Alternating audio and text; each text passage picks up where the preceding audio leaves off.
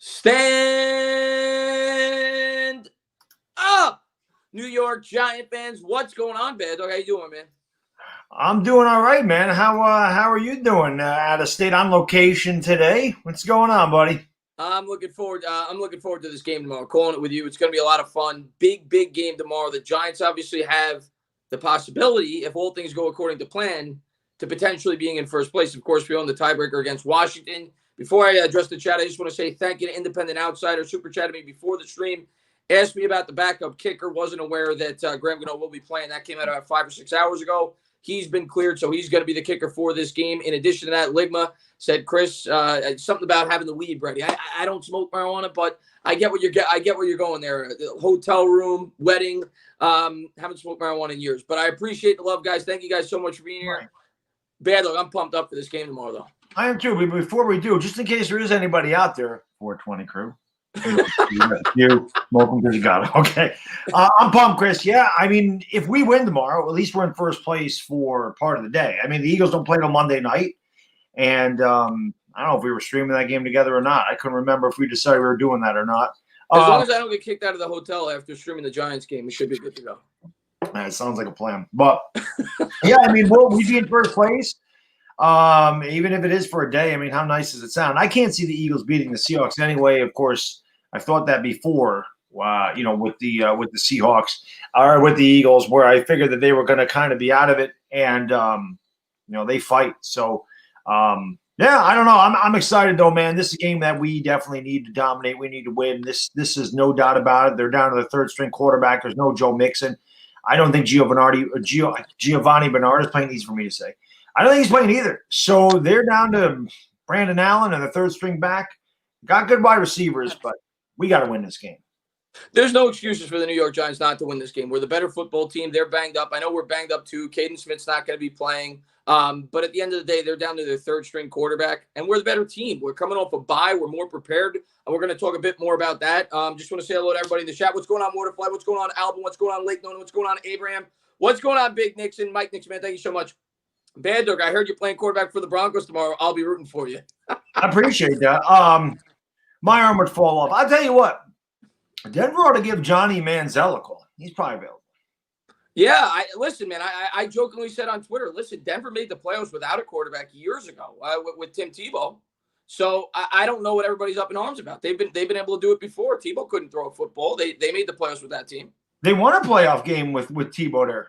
Against the Pittsburgh Steelers. Yeah, exactly. I had Demaryius Thomas with the big run, kind of put him on the national stage. So, yeah, I mean, why the hell not? Johnny Manziel, Colin Kaepernick, Sam Bradford's probably rolling around some play. I mean, why not? John Elway, he's part of the team, ain't he? Mike Nixon, man, thank you so much, man. I really appreciate it. Thank you to everybody for being here. I really do appreciate it. If you haven't done so, please hit that thumbs up, subscribe, ring the bell. We're going to be over on Bad Dogs tomorrow. But I wanted to jump into the bye. Because when I was looking into the statistics, lifetime for the Giants, I had no idea. The Giants lifetime after the bye over a 23-year span, they're 8-15. Now historically, the league is much better. They're 39 games over 500 collectively, but the Giants historically have struggled after the bye. Now, of course, it's a new coach, it's a new regime. I'm not too worried about it. The team has bounced back. The last two teams we beat were coming off the bye. So and plus you have the whole offensive line coach thing. That's a storyline coming in. Could that affect the offensive line? Nick Gates came out and kind of said he was upset about the change. Are you worried at all about that? Because I think personnel-wise, we're a better football team. We're on the road, but with obviously them being with their third-string quarterback. But are you a little bit worried about the bye? No, I think it actually helps us. As I said, I think the fact that we got smacked in the mouth by San Francisco's backups earlier in the year, I feel like the Giants may have overlooked them. They've got a lot of comments. And I'm sure you got the same comments, but don't overlook Cincinnati. Don't overlook. I can overlook Cincinnati. I'm not playing. The Giants are not going to overlook Cincinnati. There's no way. They know what's at stake. They know what they got to do. They're prepared. I have no doubt about that. The whole Colombo thing, that is what it is. Players got to suck it up. It is what it is. It was an awkward time for that to happen. We don't really know exactly what happened because the media is never 100% honest anyway. I don't want them getting these shining lights off here. I don't know what the hell that is. You look great. You look beautiful. I don't got the good lighting in the hotel room. I'm doing my best, but you look I just great. keep seeing like a strand of light coming through here. I don't know. But yeah, I'm not too concerned about it. I think the Giants will be prepared. You know, we're 11 weeks into this season. They're going to be ready to come out and play. This offensive line has a lot of pride. You can tell by the way they've played, and I think that they're going to come out with a mission, and I think they're going to play their ass off. I think they're going to win. Yeah, I'm with you. I think we're going to win this game too. I'm going in pretty confident, but it's a must-win game, and you know, I'm not even thinking about playoffs until such time we win this game. This is a playoff game this week. For us to even have any possibility of making the playoffs, we have to win this game. Let me get through a couple of these. Gary M, man, thank you so much, man. I appreciate it. He says, love you guys. Thank you as always. Can't wait till tomorrow, and you guys got to do Monday night. Gary, like I said, as long as I don't get kicked out of the hotel, Gary, you know we'll be partying for that Eagles game. Let's get the W first. You know, I don't know if we're going to go on live Monday night if we lose. So let's get the W first. Yeah. Let's beat the Bengals, and then we'll take it from there. But Gary, man, thank you so much, man. Let me get to a couple more of these. Don't want to miss these guys. Thank you so much to everybody for being here. Really appreciate it. My man Lucas in the stream. What's up, Lucas? He says, how do you win a tic-tac-toe? 3 in a row, baby. That's right. It'll be the first time since 2016 that the New York Giants will have 3 straight victories if they win tomorrow, which is crazy to say. But when you think about it, Baddog, we won 3 games in 17. We won 4 games in 18. We won 5 games in 18 or 4 games last year. So we haven't had a lot of wins. This would be the first time since 2016 that we'd have 3 straight wins.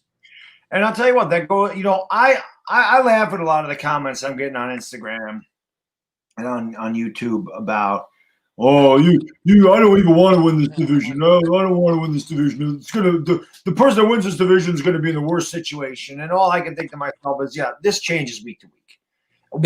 Giants fans, including myself, the hell with it. It's Trevor Lawrence time. The hell with this. Cowboys fans, we got to tank. Then you win a game. It's like, oh, we're going to win the division. We got to win this division. The Eagle fans, we're not even this division now. It's fire Doug Peterson. I don't want to win the division. You guys are stupid for wanting to win the division. So it's just funny. We're all so bad. At the same time, we all have a chance to win this division. So, like, each loss is that big. Like, you either get to the playoffs or you picking top 10. It's insane. But listen, we're not picking top 3. We're not picking top 5 probably. So to me, if we're picking 9th or 21st, I honestly don't think that's that big of a difference. I really don't. I don't know the values of the draft picks, but I don't think that's that big of a deal. You give me a team that gets playoff experience, one of the youngest teams in the NFL, gets that playoff experience, a year in which they have a brand new coaching staff with all the circumstances that happen at the beginning of the year. You build that confidence, you get that experience, you have that extra cap space, you get another draft, you have a year under Joe Judge, you have a full training camp, and you go into 2021 way better off. Give me all of that and let me pick 21st as opposed to missing the playoffs, not building a winning culture, and pick a 9th. I'm completely with you. And it's not even just a playoff game. It's learning how to make the playoffs. Hold on. I don't mean to cut you off, Chris. Yeah. Bobby, how you doing, Bobby? I've seen him like 9 times, Chris. So I just wanted to get that out. I'm still behind in my chat, Bobby, so I apologize because I got to catch up with all the super chats. But I'm sorry. Thank you so much for being here. I didn't interrupt you, but I saw him like 10 times. No, it's okay. We all know that Bobby needs to be said hello to. Otherwise, he's going to go ballistic.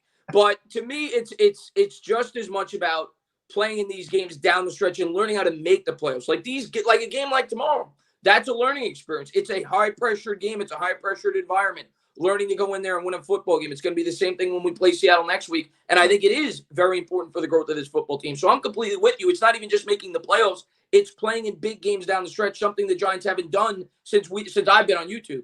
So I think it's imperative for them to learn that. Let me get to a couple more of these. Shahab says, just wanted to say love the channels, guys, and think Jones is the guy. I just wanted to say, can fans stop predicting the draft? We will have a season. Shahab, I'm the same as you, man. I'm not even thinking about the draft right now. Of course, when we were 1-7, it's only natural to think about the draft. You think the season's over. We're a win away from being in first place if the Eagles lose on Monday night. So, I mean, I'm not thinking about the draft right now. I know fans want to talk about the draft because they don't think we have a chance to do anything this year. But at the end of the day, we're still a building team. We're still growing, and we have to learn to become a better team. We have to develop a winning culture. I'm still focused on these next 6 games before I even start to talk about the draft. I'm completely with you on that side. Thank you very much, buddy. And I know as fans, we're used to it because the Giants have been so bad talking about the draft at this point in time. Mm-hmm. Fact of the matter is, Baddog, we're right in the thick of it. We shouldn't be thinking about the draft right now. Like I said, we win. We're in first place going into December. Yeah. Right? Or after Thanksgiving. We're playing meaningful football after Thanksgiving. When's the last time that happened? 2016. So, listen, I don't care what our record is. These games mean something. I want to win. I didn't care what our record was in 2012. We went 9-7. We snuck into the playoffs. We were 7-7 with 2 games to play. Yep. The Giants went on a run and they made the playoffs and they won the Super Bowl. I'm not saying we're 7-7 with 2 games to play this year. You never know. Yeah, just give me the lottery ticket. You never know, but it's about growth. But I'm not thinking draft right now. Well, Tommy, man, thank you so much, man. He says, what do you guys think Logan Ryan's role would be now that Xavier McKinney is back? Well, that's the golden question. I don't think you're going to find that out tomorrow probably to the full extent because I don't think McKinney's going to play a whole lot. No. I think he'll play a little bit, get 15, 20 snaps. Maybe I'm wrong. Maybe he'll get more than that. And that's a great question. Here's what I'll say. I don't know exactly what his role is going to be. I don't know exactly what McKinney's role is going to be. I think they're going to move McKinney around. I think Logan Ryan has to stay on the field no matter what. You have to find a role for him, whether you leave him in the slot, you bench Holmes, whatever it is, Logan Ryan has to be out there. He's been one of our best players on defense. He's going to the Pro Bowl. He's been fantastic. So they'll find a role for Logan Ryan. I have no doubt in my mind. See, I'm wondering if they're going to do some 3 safety sets where they bring McKinney up into the box. I mean, I wonder if they would consider that. Leave Ryan where he is, but bring McKinney on situational downs and use him that way. It'll be interesting. I don't think McKinney plays more than 20% of the snaps myself, but I don't think you can mess around here. It is going to be interesting. That is, like you said, the golden question. It's the X factor in more ways than one, the X-Man. Obviously, we lost one X-Man. We get one back. But, yeah, I'm interested to see how they use McKinney. I wouldn't be surprised if they blitz him. I wouldn't be surprised if they do that because, to me, you got to get pressure on Brandon Allen, make him throw the ball. That's really it. I think the Giants need to make him beat you. I think they need to sell out against the run, put these guys in second and third and long, and make that quarterback beat you. But I think Logan Ryan has to continue to do what he's doing. I don't think you're going to see him off the field very often, like Chris says. Maybe on snaps that McKinney is in there, Logan Ryan just gets a rest, and it's more of a depth thing. But I don't think Logan Ryan's role changes much in this game. Maybe going forward it does. I mean, he drafted McKinney for a reason. Yeah. But not this game. I agree. Even forward, though, I think they're going to find a way to keep Logan Ryan out on the field. I don't know what role he's going to be in, but they're going to find a way to keep him out on the field. Now, I talked about the slot briefly there. I'm going to get right back to that. I just want to read a couple of these. Independent says, has anyone heard of the O-line reaction to Googs? Other than a couple of articles I've read, I haven't heard much. But DeGuglielmo has a great reputation. He's got a great working relationship with Judge in the past. He worked last year with the Miami Dolphins, a team that we picked a lot of coaches from. Did a great job with the Indianapolis Colts. He's coached with the New York Giants before under Tom Coughlin, coached with Coughlin back at Boston College. He's got great credentials. And we have a young offensive line. We have guys that can be molded. We have guys that can be taught. It's not like we got guys that are 10, 15-year veterans outside of Zeitler, who's been in the league for a bit. But these are guys that can be molded, and they're going to do what they're told and what they're coached up. Guglielmo's got a great reputation. I'm not really too worried about it, Baddog. No, like I said, I think this offensive line, I think DeGuglielmo is going to come in there and try to change everything. You know, he may just tweak a thing here or there, but I don't think he's going to go in there and change a ton of, what the line has been doing. It's obviously been working. I can't see him really messing around with that. I don't think that's going to be that big of a deal. I think you're going to continue to see the line do its thing, and I think they're going to progress. I think they're going to run the ball again tomorrow. Cincinnati's defense is not good against the run at all, and I think that we're going to be able to run the ball down their throat, control the clock, no turnovers. It's really simple. No turnovers, control the clock, get off the field on third down. You do that, you win. This is the first time in probably 3-4 years that I've went into a game with the Giants and said, we're going to win. Like, they've been so bad, it's like, I think we can win. We can win. This is a game I'm going and saying, we have to win this. We're better than them. They were 2-7-1 before Burrow got injured. There's no excuse. We're a better team. The first time in a long time I go on and expecting the Giants to win, expecting the Giants to cover the 6 points. And I just feel like we're 2 scores better than Cincinnati. And there's no excuses. They have to win this game, and they have to win it convincingly. It's the first time the Giants have been favored on the road in a long time by this many points. I mean, you're talking 5.5 points, 6 points now, I think. I think it went up a half point. That's a big spread on the road. I'm completely with you. I mean, even before we knew Burrow was out, I expected them to win this game the way they've been playing. Now with Burrow out, coming off the bye, Patrick Graham, who is a guy we both respect, a great defensive mind, giving him an extra week to prepare against this team. Now, the one thing I will say, Allen is known to have wheels. I worry a little bit about that. He has a little bit of scrambling ability. You got to look out for it there. And the guy I really worry about in this offense, I'm going to get to you in a second, Mike, is Boyd, the slot wide receiver. He's got 70 catches this year, and we've struggled in the slot. Darnay Holmes has struggled in recent weeks. I do think that's where they're going to try to pick on the New York Giants. Bernard is out for this game. I thought they were going to use him a lot in the passing game. I look for them to try to use Boyd. I'm not too worried about the big play with the backup quarterback in there. Bradbury's done a great job. I think they'll shut down T. Higgins. I think they'll try to work us in the slot, intermediate routes over the middle, maybe try to use the tight end. That's where I think Cincinnati's going to try to get this game going. I think we'll be able to stop on the run, and I think we're going to be able to run on them. They're surrendering 5 yards of carries, the second worst total in football. Even though we struggled last week against the run against the Eagles, that's a bit alarming. But I don't think we'll struggle this week. I think we'll be able to stop Cincinnati, and I expect to force some turnovers. I think the Giants should win this game by double digits. I really do. I completely agree, and I think that Patrick Graham will devise some kind of scheme to take away Tyler Boyd. Whether it's finding a couple of guys to cover in the slot, rotate guys, maybe McKinney goes up there. But I don't know. I mean, it's going to be interesting. But we've seen Patrick Graham do a lot of things. He's talked about versatility. When they went out and drafted, we heard is all these guys can play a bunch of different positions, and they also wanted guys that are smart. That's because they wanted to teach them. That's another thing we heard about. Every characteristic of every guy we drafted, he's smart. He's smart. He's smart. You heard that a lot. As long as we have them in third and long, the slot receiver is not going to be that big of a deal. So that's something they got to take away. And I think that Patrick Graham, like I said, will devise a scheme because, like you said, that's probably our biggest weakness. That's probably their biggest strength has been that slot receiver. So I think that he finds a way to do it. And like I said, you got to make Brandon Allen beat you. That's just what you have to do. You got to shut down that run and make them be third and long. Let them throw that quick slant for 6 yards when it's third down and 11. Who cares? I don't want to see any damn soft zone, though. I can tell you that, Chris. I want them up in the box. I want them making aggressive. Make Brandon Allen make tough throws. Don't give them throws. I think they will be aggressive, and there's no excuses not to be in this game with Brandon Allen at quarterback. I think this might be the most aggressive you've seen this defense all year. And Mike Nixon, man, thank you very much, man. I appreciate it. He says, we will win tomorrow. We will wake up on Tuesday being in first place in the division. I can't wait. I love your optimism, Mike. I'm going to take it one step at a time. I think we will win tomorrow. I've seen Philadelphia do crazy things before. I do think Seattle will win. But I'm going to take it one step at a time. I'm going to predict that as well. But I want to see it first. And then we still got a long way to go, Bad Dog. Even if we're tied for first, then we played 4 challenging games coming up. Games I think Seattle. We can compete. What'd you say? No, I said then we got Seattle. We got Seattle. Yeah, we got Seattle. We got the Browns, who I think are beatable. We've got Arizona. And then, of course, we've got Baltimore, who doesn't look as good as they once did. They look beatable now. Yeah, I think all those teams are beatable.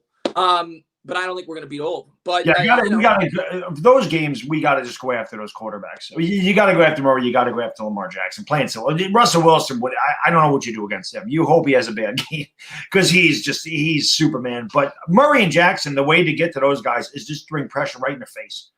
That's really what it is. You just have to go after them because you just have to take some gambles. Because if they're allowed to get out of the pocket and use their legs, you're screwed. Either way, especially more with Murray because he's more of a quarterback than Lamar Jackson. He's a better passer. But you let those guys make plays with legs, you're done. So just go after them. That's what you got to do. Go after them.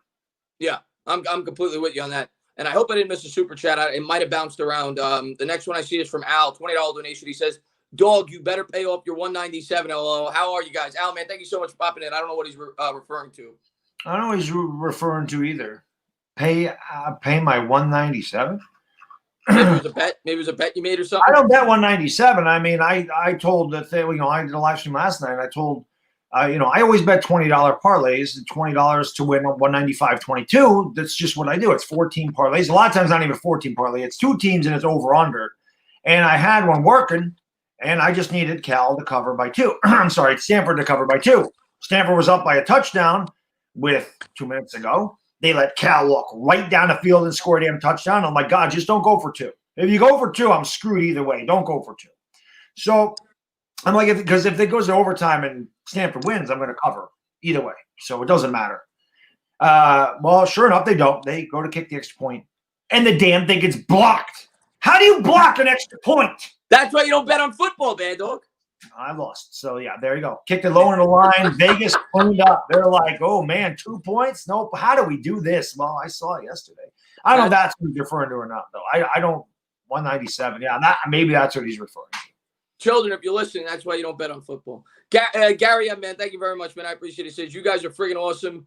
Cincinnati priority now. Wayne, Train, and Slayton have a big game tomorrow. Thoughts, go defense. Gary, we got to stick with the identity that we established before the bye, and that's a run-first team. We run the ball 36 times against the Philadelphia Eagles. We're averaging 29 carries a game over our last 7. Before that, over our previous 3 and our previous 16 last year, in those 19 games combined, we were running 22 times. We're a completely different type of offense. We're relying on the run. It's setting up Daniel Jones for more efficient opportunities, and we're turning the ball over less. We haven't turned it over the last 2 weeks. We've gotten much better. Jones, I think, only has 6 combined turnovers in his last 5 or 6 games, and 2 of those could be chalked up to Evan Ingram. One was the drop ball. The other, Evan Ingram dropped the pass, which resulted in what was essentially a fumble that was kind of like a Hail Mary late in the game. Right. So Daniel Jones has done a much better job at protecting the football, and the ground game is mainly responsible for that.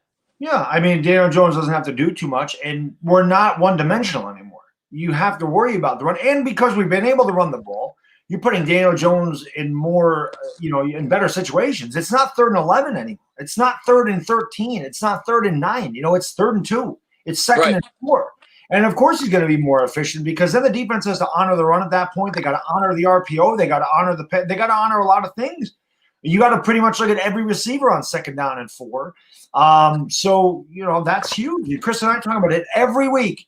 It may not be sexy, but 2nd and 7. When Wayne Gallman's getting 2 and 3 yards, we're happy with that. We're happy with the 2nd down and 8, the 2nd down and 7, the 2nd and 6. It's way better than 2nd down and 13. Because we've been playing ahead of the sticks the last 3 weeks, you've seen this offense get a lot better, a lot more efficient, and that's why they're turning the ball over less. So, like Chris said, I expect the same thing to go on tomorrow. And Chris mentioned earlier, Cincinnati has the 2nd worst yards per carry against in the league. There's no reason that we should not go out there and run the ball down their damn throat. And that's just what we need to do. 5 straight games of 100 yards or more on the ground, too. Something we haven't done since 2015. So the Giants definitely have become a run-first team. And it's what I think we both thought going into the year was what this team should have been. When you looked at this team, once the offensive line got established, going in, neither one of us thought this defense was going to be as good as it was. So, and I still don't think this defense is otherworldly. I think they're definitely much better than we thought they would be.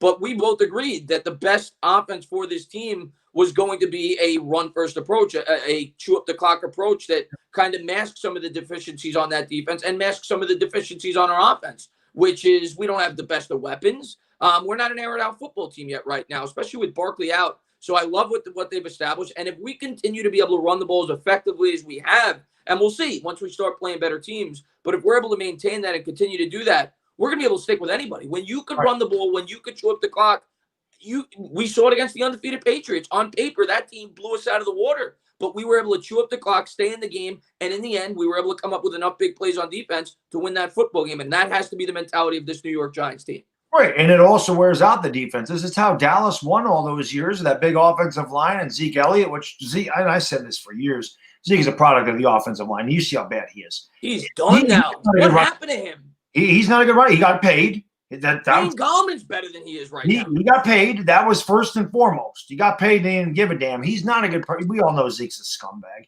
So, and he was a product of the offensive line. He's not shifty. He's a bulldozer.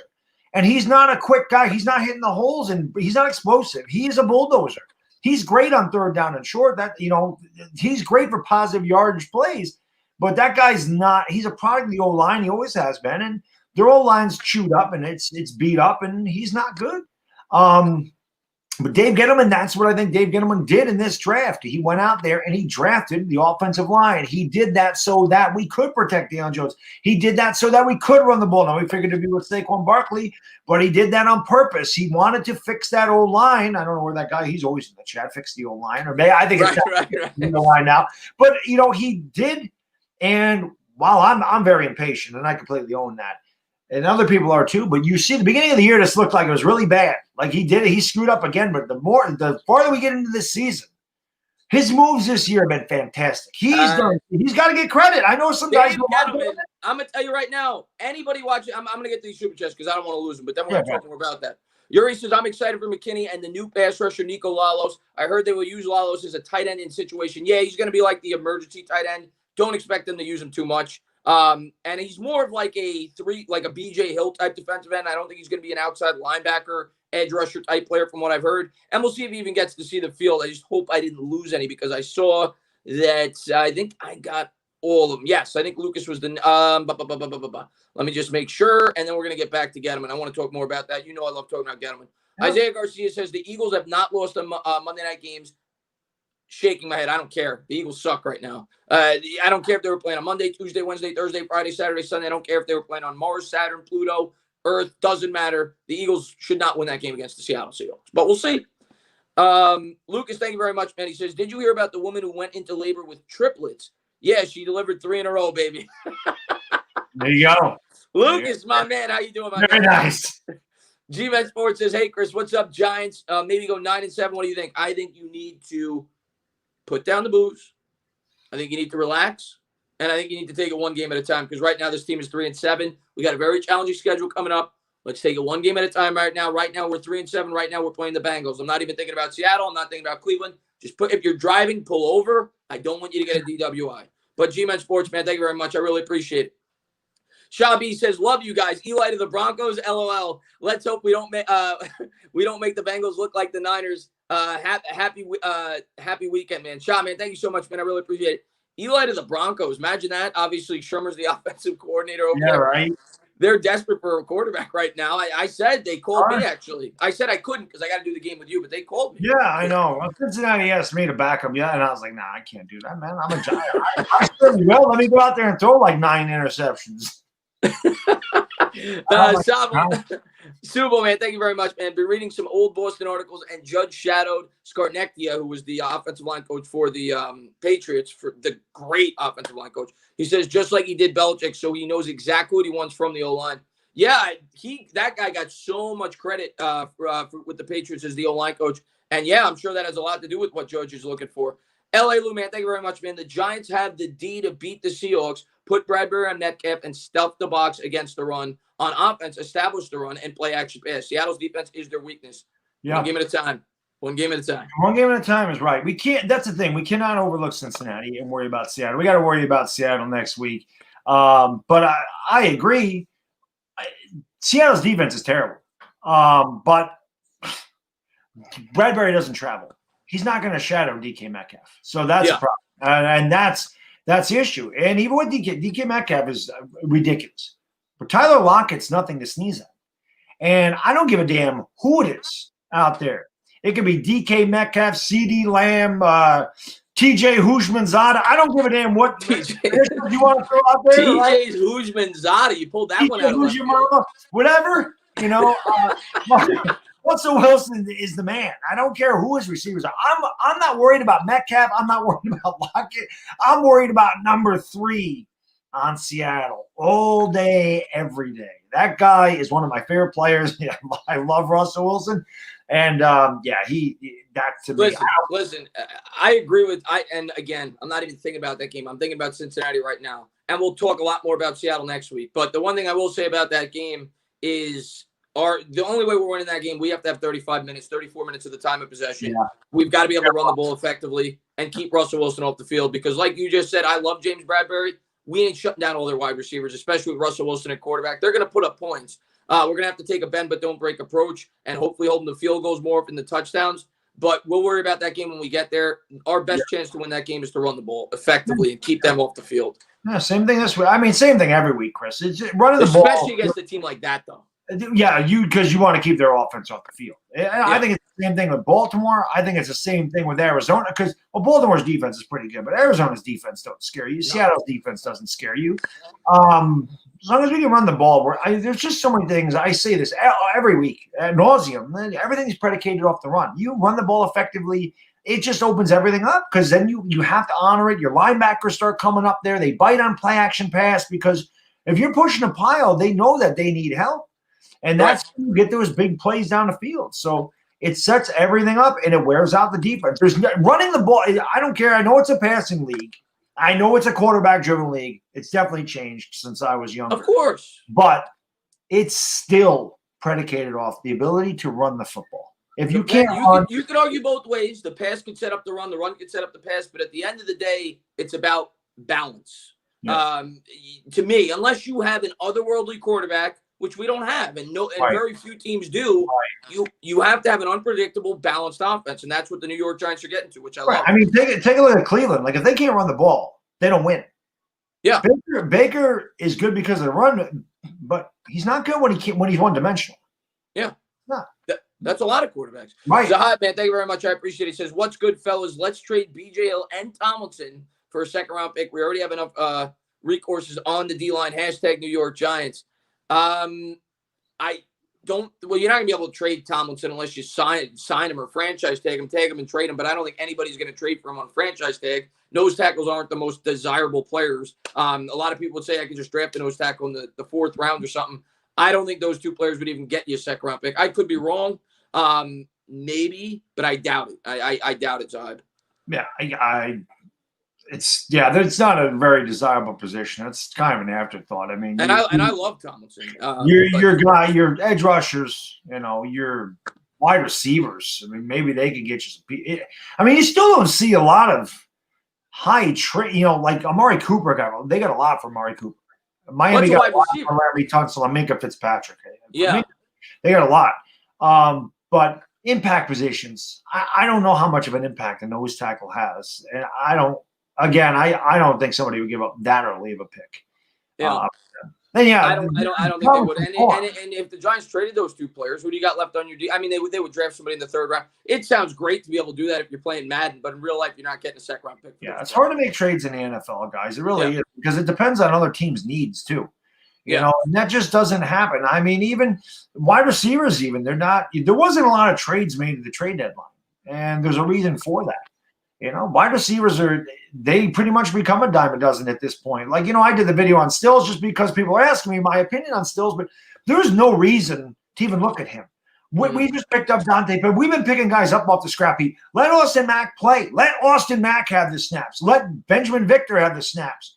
Let Derek Dillon have the snaps. Bring the guys up off the practice squad. Bring in the guys you drafted. Don't bring in a Stills who's getting paid $7 million and he's sucked his whole career. And why? That's okay. But we're building something here. It's late in the season at this point. To me, it never made sense to bring in Stills. I know. Same thing with me. A lot of people ask me about that.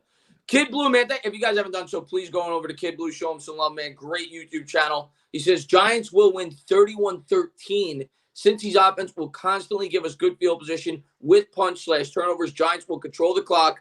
Go Big Blue. I said 27-17. But that's exactly what I said. You said 27-17? Same exact score. Same exact score. I said 20. It's probably going to be 27-10. They'll get a cheap one at the end. 27. Same exact. Great minds, baby. That's all. Great minds think alike. Great minds think alike.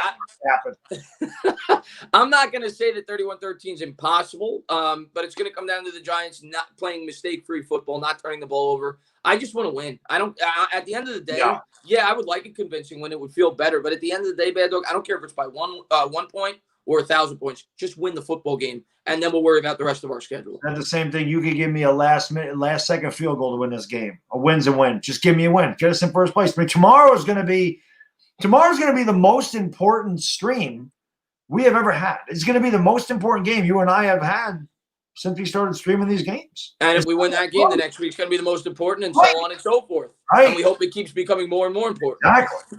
Yeah. And, man, thank you so much, man. I appreciate it, Cole, man. He says, this offseason we need to pick up a second middle linebacker because we have nobody behind Martinez, and we also need some outside linebackers to rush the passer in our 3-4. Okay, Cole, we need a lot. I mean, we're far from a finished product. We're improving. We're getting better. We need a lot, and we need a middle linebacker potentially. We definitely need another edge. We need a cornerback. We need a wide receiver. There's definitely some needs with this team, but right now we've got the team that we've got. I'm not thinking about the draft right now. I know a lot of people want to think about it. They want to think about the offseason. You have a team. I know what our record is. I know what our expectations are. You have a team that is building. You have a team that is growing. And this season, even if they miss the playoffs, is very important for the growth of this football team. I'm focused on these next 6 games. I'm not focused on next year's needs right now. I'm just not.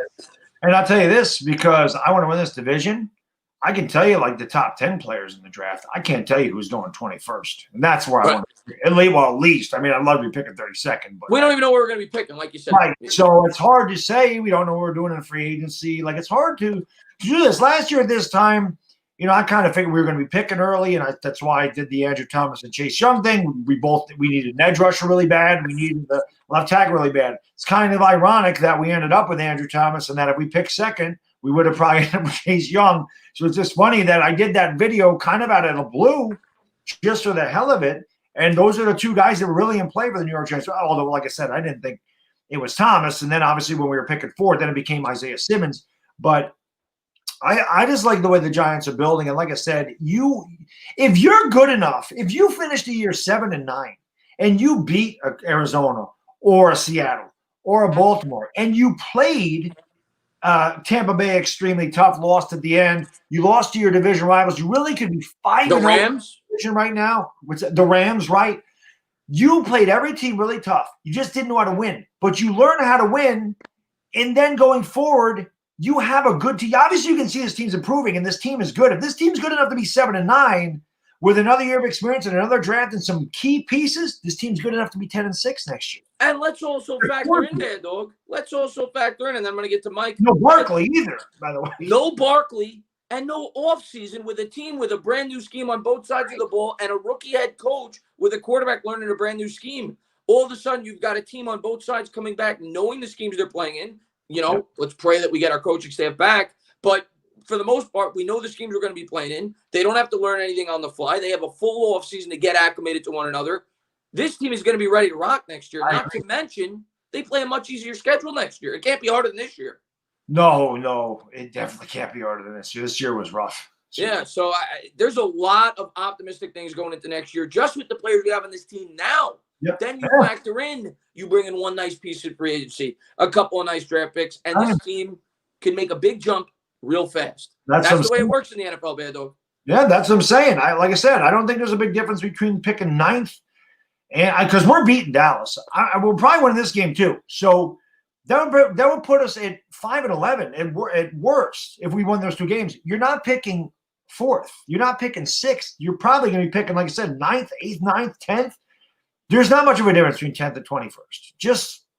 I wanted to play. I don't give a damn. I want to freaking stream a damn playoff game. Is what I want to stream, damn it. Let's go, baby. Let's go. Mike Miranda, thank you so much, man. He says 28-16 Giants, the fighting Joe Judges go on a run out of the bye. Mike, I sure hope so, man. One game at a time, but that's about what we have. We have a 27-17. So you're right with us there, Mike. We got it about a 10-point game.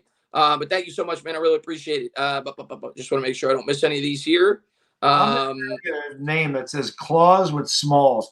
Obviously, she was a enormous hit on the stream because I've seen that name. I only knew her from Twitter, and I just kind of figured out who she was.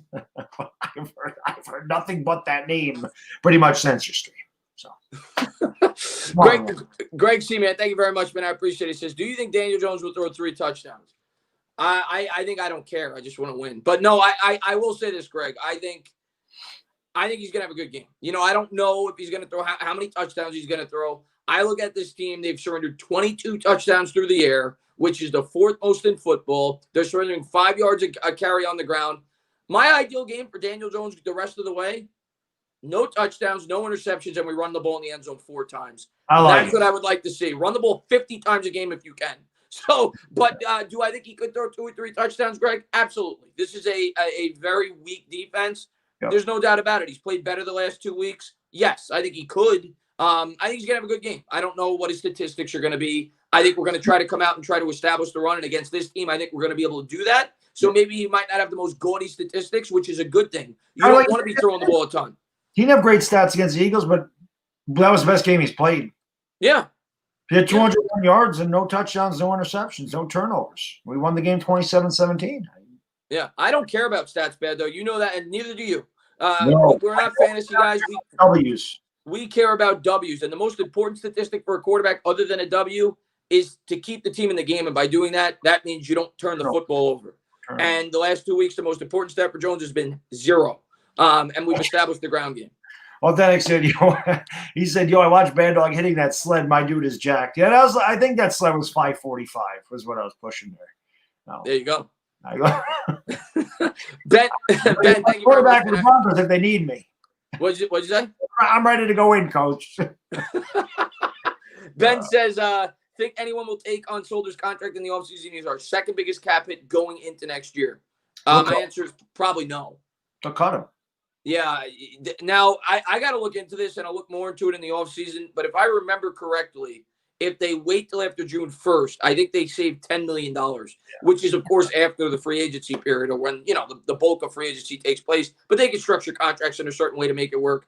If that's the case, and I'm pretty sure it is, they're going to cut him. And I don't see anybody taking on that contract. Who would want to pay Nate Solder, a guy who hasn't played for a full year, who's 32 years old, $20 million when they know that you're more than likely going to cut him anyway? So who's going to trade anything for him? Right. Yeah. I can't foresee him being a Giant next year, especially with the Matt Parrott. With Parrott, right? I was trying to think of, it's not resurgence, but I was trying to, because that would mean he's been there before, but couldn't think of the word off the top of my head. But yeah, the development of Parrott or whatever, the way he's played, obviously Nate Solder don't need to be there. So. Yeah, I don't think he's going to be back, but I think we're going to cut him. I don't think we're going to get anything for him in terms of a trade. Zahid, man, thank you very much, man. The Giants' first 8 games, they had a turnover differential of -5. Thanks to the last 2 games combined, they're now even. If that doesn't tell most of the story, then I don't know what does, y'all. Zahid, last year we were -17 in the turnover differential. And I did a video before the year started, my 3 bold predictions of the season. And I forgot what I know I missed on Evan Ingram. That was one of them. One that I definitely hit on was that. I said they were going to have the biggest differential in a positive way in turnover differential due to the previous season. Last year they were -17. This year they're 0. So they are +17 in that area. That is a dramatic improvement. And that goes back to the ground game. And that is what has helped them dramatically. They've been a much more fundamentally sound football team. So that is absolutely the big – and the time of possession, Bad Dog. You look at it right now. If you just look at the entire year, if you look at the time of possession, you're not, blown away. They're 22nd. They're possessing the ball about 29 minutes, I think, in 10 seconds a contest. But if you look over the last 3 weeks, we're possessing the ball almost 33 minutes a contest. If they did that over the entire year, they'd be first in the league. So they're progressively getting better in that area, and that goes back to the offensive line. And I think they're only going to get better at that. I think by year's end, we're going to be in the top half of the league in time of possession, and you're going to start to see that carry over into next year. You're also seeing that happening with the running game. The Giants are moving up the charge as far as, team rushing yards as well. I mean, this is what you want to see. This is what Chris and I both predicted us to go 6-10. Chris and I both pretty much had the same exact outlook on this season. We planned on going 6-10. We had a brutal schedule. It was New Year. It was a new coach, a new coaching staff, everything else going on. And we had a very brutal schedule. So I think I said that already. I don't know what I just said. But we did. Regardless, we just wanted to see improvement. We wanted to see improvement out of the quarterback. He didn't come out improved. He's starting to improve now. We wanted to see that offensive line get better. It has. We wanted to see the defense improve. The defense was way better than we thought it would be to begin with. And it is getting better. The fact that this team, I don't know if they're still in the top 10 in sacks after the bye, but they were there without really just a bona fide pass rusher and a lot of makeshift guys coming in there, dealt with a lot of injuries. The team has played really well. And the fact that they are getting better now, and even though they're only 3-7, they're right in the middle of this division. Again, they're getting better, and they have a chance to build a winning culture and get into the playoffs. The playoff experience to me is worth 13 spots in the draft. Even if they miss the playoffs, I just want to get to week 17 having that experience of a win and in against the Dallas Cowboys. And even if you lose that game, just to get that taste. Obviously we want to win. I can't deal with that one. My point is just to gain that experience, just to get that taste of playing meaningful football late into the season. It does a lot more for a team's development, in my opinion, than some people may think. So you have to fail before you could succeed, and you have to be put in situations to fail before you could succeed. So the Giants haven't been in any situations. Their season's been over 8 weeks into the season, the last 2 or 3 years. So I think it's important for the Giants to get that experience. You got to learn to walk before you can run. Exactly. You got to learn to walk before you can run. And Braden, man, thank you very much. He says, it hurts as an Arkansas Razorback fan that we will have to destroy Brandon Allen. Go Giants, go Hogs. Oh, we're gonna destroy him, all right. Sorry, man, but it's Giants first, man, when it comes to the NFL, buddy. And my man Ryan Clay, man, thank you very much, man. Great supporter of mine. He says, hey Chris, congrats to your brother. Good luck tomorrow. Yeah, Ryan, thank you so much. Yeah, my brother, hook, line, and sinker. He fell for it.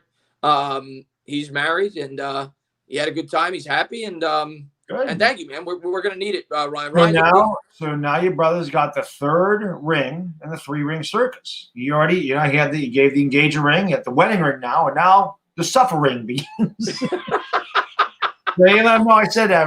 God, it's been married 21 years. Yeah.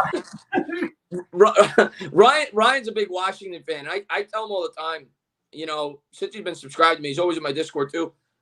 These two teams, and we say it all the time, they're going to run this division, and it's going to happen much sooner than people think, much sooner than I think.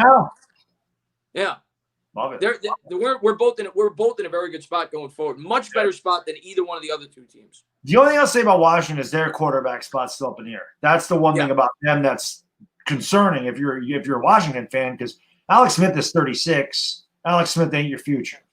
Dwayne Haskins ain't your future either. I think Ron Rivera pretty much made that evident that that's not their guy. I don't think Kyle Allen is either. So I don't know what Washington's doing with their quarterback. I agree with that. Quarterback situation. Daniel Jones may not be Russell Wilson, but we know what we have with him, and they haven't benched him. They haven't given up on him. So the Giants are going forward with Daniel Jones, at least until his contract's up. I don't know what the hell Washington's doing. Yeah, the quarterback is still a big problem there, but they definitely have some nice building blocks, a lot of cap space. I expect them to draft a quarterback this year because, like you said, they don't have an answer on that roster right now, for sure. Maybe they sign one. Maybe Dak ends up there. Who knows? But I do think both of us are headed. Oh, man, can you imagine? It's happened before in terms of the division. McNabb went to Washington. It's happened. McNabb, man. Yeah, so we'll see. Rakeem, man, thank you very much, man. 3rd round pick for J.J. Watt. I don't want J.J. Watt. He's older. I want to get younger. I want younger. T.J. Watt. I'd much rather. He's not. That's not going to happen. But we can hope and pray about that. But I don't want older players. I don't want injury-riddled players. I want younger players. I want to build this team the right way. J.J. Watt. I love J.J. Watt. One of the greatest players ever at his position. I'm not trading for him. I want to get younger. I don't want older players that are on the downside of their career. Yeah, that's what Jerry Reese kind of did there at the end, and it screwed us. Yeah. Which is why we started the Saquon Barkley talk, because the Giants need to make that decision next year. There is no, we got a 5th-year option. Don't do that. And then somebody said you can tag him. You would never ever tag a damn running back. All you're doing is pushing that contract back farther. So you're not, and then you're not going to get anything for the damn guy. So you cannot push your running backs into their middle to late 20s and then give them a contract. That's not going to work. Giants got to decide what they're going to do. I think it'll come down to next year. I could be wrong, and it's going to come down to if Gettleman stays. And I mean, at this point, I think we're both in agreement he's probably going to stay next year. Right. As long as Gettleman's here, Saquon Barkley and Daniel Jones are pretty safe. He drafted them very early; those are his guys. But I think it's going to come down to next year for Barkley. I think he has to prove he's healthy. I think he has to have a really strong 3rd season. And then you start to think either way, whether or not you want to trade the guy or keep him long term. But if you're going to sign him to that extension, you do it right then and there. Right, because his contract is up next year. So you don't keep. He's got 1 more year after that, right? Because it's his 3rd. Oh, it's his 4th year. Next year's his 4th year. Next year's his 4th year. Yeah. Next year's they'd have the rookie option and then but yeah, it's a option. You're pushing the contract back. So I think next year's the year. Not in season. I think it'll happen after the year. If he proves he's healthy and he's dynamic like his rookie year, you entertain it, or you think about making the move. I think next year's the year, but you can't trade him right now. We say it all the time. No, not now. I'm talking about like you said, next year. Yeah, we'll see. I mean, that'll be a major question mark going into the 2022 season. You also have to think about Daniel Jones, and they came 1 year after the other. So yeah. I get concerned about paying a running back and a quarterback, because then you're taking up 20 to 25% of your cap at those 2 positions. And those 2 positions get paid a lot of money. So we'll see. I just hope he comes back healthy. I love Barker. I do too. Cole, man, thank you very much, man. McKinney makes RD dynamic tomorrow. Should be fun. Yeah, like we were saying earlier, don't expect McKinney to go out there and have 60, 70 snaps. But it's going to be exciting to see how the Giants use him and how they use everybody else on this defense, how they use the moving parts. I'm excited for McKinney. McKinney, from everything I've read, McKinney is a very heads-up player, very smart player. He's very versatile. You could play him in 3 or 4 different positions. You could move him around the football field, and that's what this defense calls for. He's not Isaiah Simmons in the sense that he's not this tremendous athlete. He's not going to run a 4.3 40 or whatever Simmons ran, but he's a good athlete, and you can move him around. He's very heads-up. He's very smart. And I'm excited to see how the New York Giants use him. I think it's going to be exciting to see him tomorrow. Yeah, and they compared him to Isaiah Simmons. Like you said, he doesn't have the size and athleticism of Simmons, but his versatility is exactly the same and actually rated higher in every grade over Isaiah Simmons. So it will be very interesting. I think that most Giants fans, I shouldn't say most, but I know a lot of them, this was their favorite pick. It was my favorite pick of the draft. And I know we're very anxious to see what this kid can do. I'm not expecting this kid to come out there and set the world on fire, have 2 interceptions and 2 sacks. I'm not expecting that at all. I just want to see him get out there, get his feet wet, get acclimated to that NFL speed, learn how to play defense in the NFL and not get burned. I just want him to be solid. I'm not asking this guy to be great, but I don't want to see him getting toasted. That's really where I'm at. I just want Mckinney to be in there and almost not make a difference. You know what I mean? Like, not make a difference in a good way. Don't have his name called. Don't have his name called. Exactly. Kind of don't screw up. Right. If a lineman doesn't get his name called, he's had a good game. Right. So to me, if McKinney doesn't get his name called, he's had a good game. Right. You know what I mean? That's something. Listen, if he comes down as a pick six, I'd love that. Don't set the expectations too high. We do that all the time as New York sports fans, and that sets the players up for failure. Let this guy get eased into the game. He hasn't played all year. Let him get his feet wet. Let's not make him out to be the greatest thing since sliced bread. We're all excited to see him play. Let him get his feet wet. Let him get acclimated to the NFL. And hopefully by the last 2 or 3 weeks of the season, you really start to see him hit his stride. But I think we're all really excited for McKinney. I think he's going to be a big part of this defense going forward. He fits the defense perfectly. So I'm really excited to see him get out there. L.A. Lou, man, thank you very much, man. He says, if I'm the Washington football team, I draft Sam Ellinger, the quarterback from Texas, in the 2nd or 3rd round. There's their answer at Danny Dimes.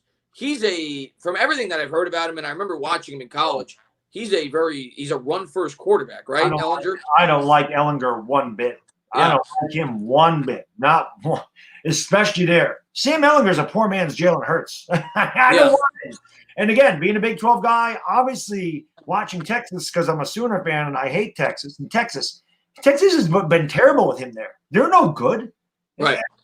They had one decent year. Ellinger was there when they won the Sugar Bowl against Georgia. But other than that, I don't like Ellinger. I don't like his game. Like you said, he reminds me a lot of Jalen Hurts. He's just not as good as Jalen Hurts. That's really what he reminds me of watching him play.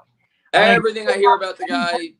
But I'm not a fan. Everything I hear about the guy and what I've seen, most people say he's not going to be a great NFL quarterback. I hope Washington drafts him, if that's the case. So have at it. But I wanted to jump a bit more into McKinney, being that that's like the main storyline going into this game. What role do you see him being utilized in most tomorrow in this game? Where do you think they play him at the safety? Do you think they play him in the slot? Do you think they play him off the edge? What do you think his primary role will be in this game tomorrow? McKinney? Yeah. Box safety. I think that he's going to be better closer to line, something that they should have done with Landon Collins. I really don't know if I want McKinney out there. I mean, it's tough. This kid's never – you got to remember something, guys. This kid has no NFL experience, not even a preseason game. It's not like he got to play a couple of preseason games and got his feet out there, got his feet wet, was able to hit a guy. He's never hit a guy in the NFL. He's never had to cover an NFL wide receiver. I kind of don't want him in coverage. I mean, I don't really know what to expect from him, but to me, I think it would be easiest to bring him in there in like passing downs and let the kid have at it. Just rush him off the edge, rush him through the gap. I would like to see him play closer to the line of scrimmage. A few times, like I said, more in passing downs than your 3rd and shorts, that type of thing. But like 3rd and 9, 3rd and 7, 3rd and 12, bring him in there, let him blitz, let him play the slot, whatever, and just make the tackles. But I don't want him getting matched up on a T. Higgins or any of that type of stuff. I don't know. I just don't want him to get exposed. Yeah. So I just think it'd be easier for him to come in and just be reactionary. Just play. Right, exactly. Yep. Yeah, I'm kind of with you on that. Rakib says, I love Peppers in that money backer role. I'll tell you what, Peppers the last 3 weeks has been unbelievable. Peppers the last 2 or 3 weeks has probably been the best player on our defense. He's been really good. Leonard Williams, too. Leonard Williams has been phenomenal. I mean, Martinez, we say it all the time about Bradbury, too. But you're really starting to see a lot of really good individual performances from a lot of players on this defense, and Peppers is certainly one of them. I'm glad that we extended him on that rookie deal. Hopefully he can stay healthy. The guy, since he's been here, has been banged up a little bit. He's been a little bit inconsistent. To start the year, Peppers was a guy I was ultra excited about coming into this year because I looked at Peppers and I said there were 2 players I thought fit this defense to a T in terms of outside of McKinney, in terms that they're already on the roster. One was Lorenzo Carter, the other was Peppers. I thought both were very versatile. You could use them in multiple ways. Peppers started off really bad. The first 2 or 3 weeks, he was missing tackles. He was taking poor routes to his tackles. Thanks for bad. Yeah, he was playing really bad. But the last 3 weeks or so, Jabril Peppers has been fantastic. He's been really good. He's been a big time difference maker. Huge. I mean, yeah, he's been the leader of the defense. He's been the heart and soul of that defense, which is kind of what you want. I'm pretty sure he's one of the captains of the defense. So, yeah, I mean, he's been leading by example. Guys can sit there and say we need a vocal leader and we need this and we need that and you need a rah-rah guy. You need a guy that's in your face. A lot of guys will say, Baddog, you need to go in there and talk to the team. No, I don't need to do any of that stuff. Yeah, it's great. I love to motivate and I love to scream and yell and get people pumped up. It's fun for me because I pump myself up too. But guys need to lead by example. And to me, that was why Eli Manning was so great. He didn't have to say much. He went out there and led by example. That's the biggest thing. Words only mean so much, man. You got to back up your talk. Jabril Peppers has been backing up his talk. So I love the way he's played. I love the way the defense has played. I expect Jabril and company to have a big game tomorrow. I'll tell you one guy, we're talking about leading by example. I think I saw a couple of people in the chat. I'll be able to pull up some quotes in the chat in a second now that I got the laptop out. Logan Ryan. Logan Ryan has been an unbelievable leader for this football team. He's a guy that I think we absolutely need to bring back. Whenever I hear this guy talking at a press conference, he just seems to be that guy that gets it. He came here for Judge. He loves playing for Judge. He buys into the scheme. He's a Jersey guy. He's a guy you want to root for. Logan Ryan has been ultra impressive, and the Giants got so lucky that they were able to bring this guy in on the deal that they were able to because he wanted to be a Giant, because he wanted to play for Judge. And I think it speaks volumes about Joe Judge, too. To be able to bring in a guy as accomplished as Logan Ryan when you've never been a head coach before. He came here specifically for him. Of course, he was a special teams guy with New England early on in his career. Judge was his coach, and he loved him. And I think that speaks volumes about Judge as well. But Logan Ryan's been fantastic. I worry, based off the way he's played and the fact that I think he's probably going to make the Pro Bowl. I mean, right now he's leading the Pro Bowl votes, and I know that doesn't mean much in today's NFL, but I'm worried that a team may give him a 3 or 4 year contract, and I don't think it's something that the Giants could afford to do. I don't want to lose him. I think he's been fantastic for this football team. I agree, but I mean, obviously, if he does get a 3 or 4 year deal, like you said, can't do it. Yeah, we can't afford that, but that's what Xavier McKinney's here for. I mean, and that's really what it is. You'd have to just replace Ryan with McKinney, and that'd be it. I mean, that's really what it is. If Logan Ryan really does want to stay here and play, thinks the Giants are going in a direction, takes a discount to play here, takes a 2 year deal or a 3 year deal, and isn't getting paid $12 million a year, whatever top safety's getting in this league. Well, they get more than that. Well, okay, so we know that with Landon Collins, they get more than that. Well, yeah, and he sucked. I mean, he still sucked. Guys, this is our mid-show. Landon Collins, right? We do it every show. Yeah, he sucks. But yeah, so I mean, if we could get it for, like I said, 10, 12 million a year, maybe. But we'll see. I mean, we'll cross that bridge when we get there. I would like Gallman to come back in a team-friendly deal too, but Gallman's proven himself. And if somebody wants to take a shot at him and give him 4 years, $40 million, I don't want to pay that. I'll pay 4 years, $20 million, 4 years, $18 million. Gallman, and you can't blame Gallman for going out there and getting that money. Absolutely not. That's the shortest shelf life at that position. Absolutely not. But if Barkley's in the long-term plans and he's getting offered a deal like that, he could very well be a cap casualty as well as he's played. And it's not hard to find running backs in the draft. You could find a guy in the 3rd, the 4th, the 5th round to be that thumper. I would love to have Gallman back. He's another guy that's been unbelievable for this team. He's the exact type of running back. And I think a lot of this goes to Burton Burns. I don't think he gets enough credit, the running back coach, because I don't care what anybody says. And I know he wasn't getting a lot of opportunities the last 2 years. He only had like 70 combined carries. He looks like a different running back. Like, this guy is trying to tear people's heads off. Like, Gallman looks like a completely different running back. He's running hard. You even see it from Alfred Morris when he comes in there. I think coaching has something to do with this, Baddog. It definitely does. I also think that Gallman's playing for a contract, and he knows it. That's a lot of incentive right there. But Gallman has always been a tough runner. He's always been a talented guy. It was one of the few picks that I really liked that Jerry Reese had. And then, of course, he got in the doghouse. He fumbled too much, and he was kind of an afterthought. I remember thinking Paul Perkins was going to be the guy. And Paul Perkins kind of fell off the face of the earth. I had that big game against Washington last game of 2016. And I thought that he was the guy going forward. And there was another guy at UCLA that wasn't too bad, but I kind of liked that combination. Perkins fell off. Gallman couldn't hang on to the ball. And that was kind of the end. We kind of forgot about him until recently. And even the Giants must not have thought too much of him that they brought in Devontae Freeman instead of just giving him the job. He earned it, and he continues to earn it, and now he's turning heads. So, yeah, Gallman's a guy that's a max effort guy, and you love that. That's why the 2nd and 8 seconds make me happy. As New Yorkers, and I know there's a lot of New Yorkers out there, and I'm pretty sure I can speak for all of us, all we ask for is max effort. Blue collar. Max effort, we're going to respect the hell out of you. Whether it's good or bad, you give us max effort, you play like that, where you finish your runs and you play tough, we're going to appreciate it. That's why Wayne Gallman's getting all the love he's getting. We love the blue-collar players. There's no doubt about it, and that's what he brings to the table. He's looking to make contact, kind of the way that Brandon Jacobs used to. Yeah. Jojo, man. Jojo the Whale. Thank you so much, Jojo Freelancer, for the $5 donation. I really appreciate that, man. Thank you very much, man. I really appreciate that. Let's get to I missed Suhaib because my chat skipped. Let me go up to there and get him. Hope I didn't lose it. I hate how it skips so much when you I got it right there. 5 touchdowns this year. What is that? Gallman has 5 touchdowns this year. Yeah, he's got 4 straight weeks with a touchdown. Crazy. Yeah, he's been unbelievable. Hi, man. Thank you very much, man. He says, bye week came at the perfect time. Coaches self-scout, players refresh, and the wives, girlfriends finally get laid. No, the players. But you kind of worry about that. That zaps your energy. Yeah, that's what they say before you go to a big boxing fight. They don't have sex for like a month. Right, and I was going to say you shouldn't do that before you go to the gym either. It knocks you out. Yeah, you do that after the gym. You do right. Right. Then you just pass out for a couple hours. Zai, man, thank you very much, man. I really appreciate it. But yeah, let's jump into the chat. We're about halfway through the stream. Let's go. Let's get in the chat. We'll take some of you guys' questions.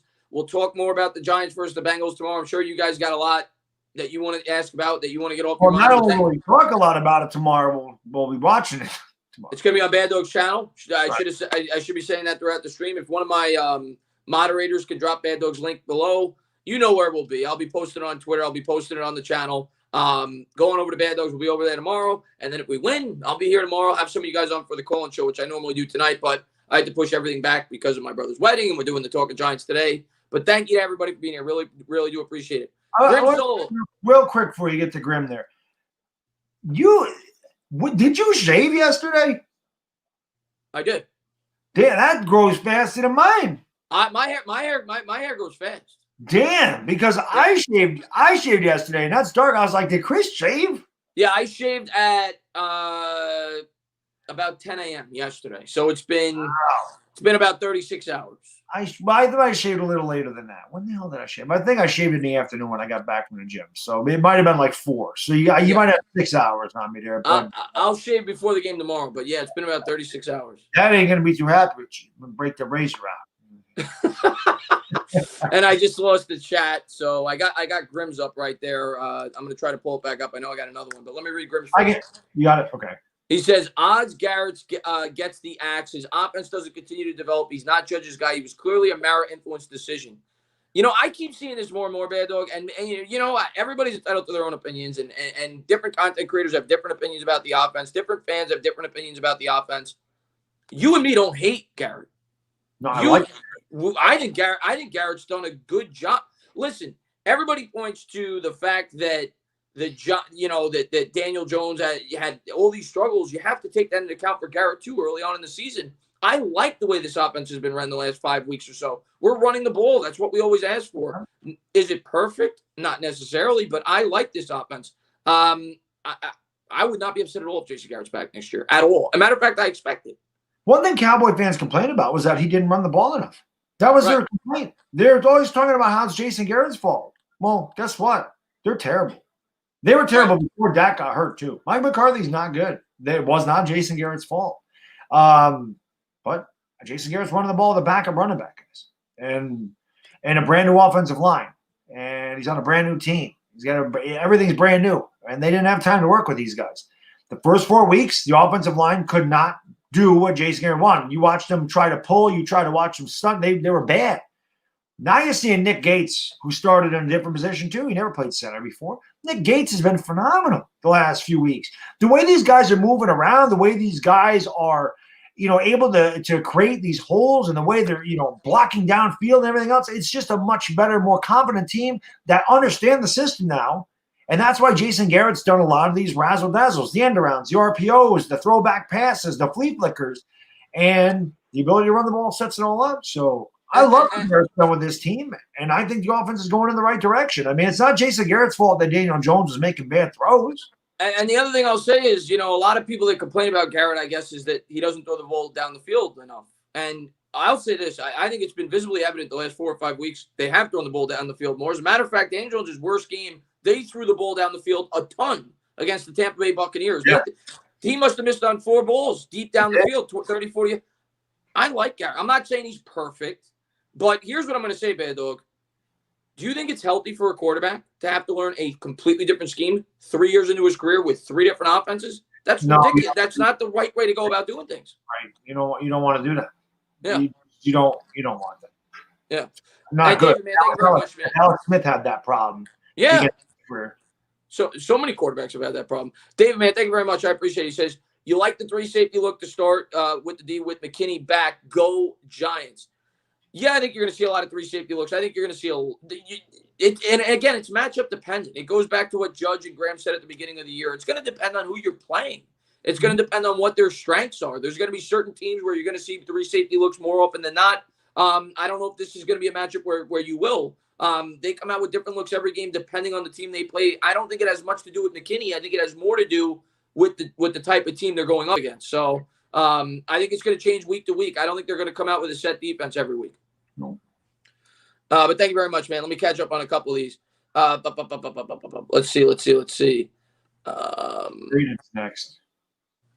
Who'd you say? Braden Bigheart was the next. Braden, there he is. Okay.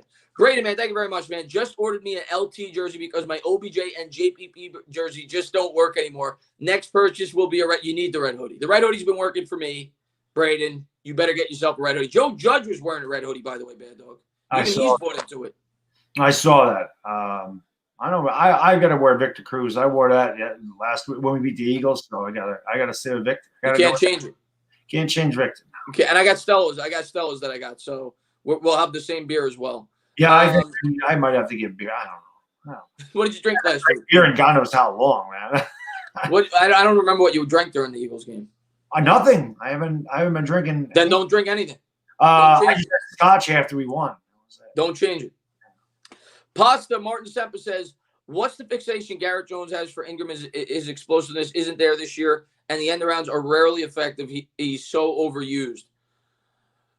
Pasta, here's what I'll say. The fixation on Ingram.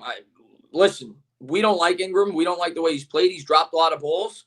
But at the end of the day, with Barkley out, he's still our best weapon. I mean, he's still the biggest mismatch to opposing defenses week in, week out. I think that's why the Giants try to get him involved.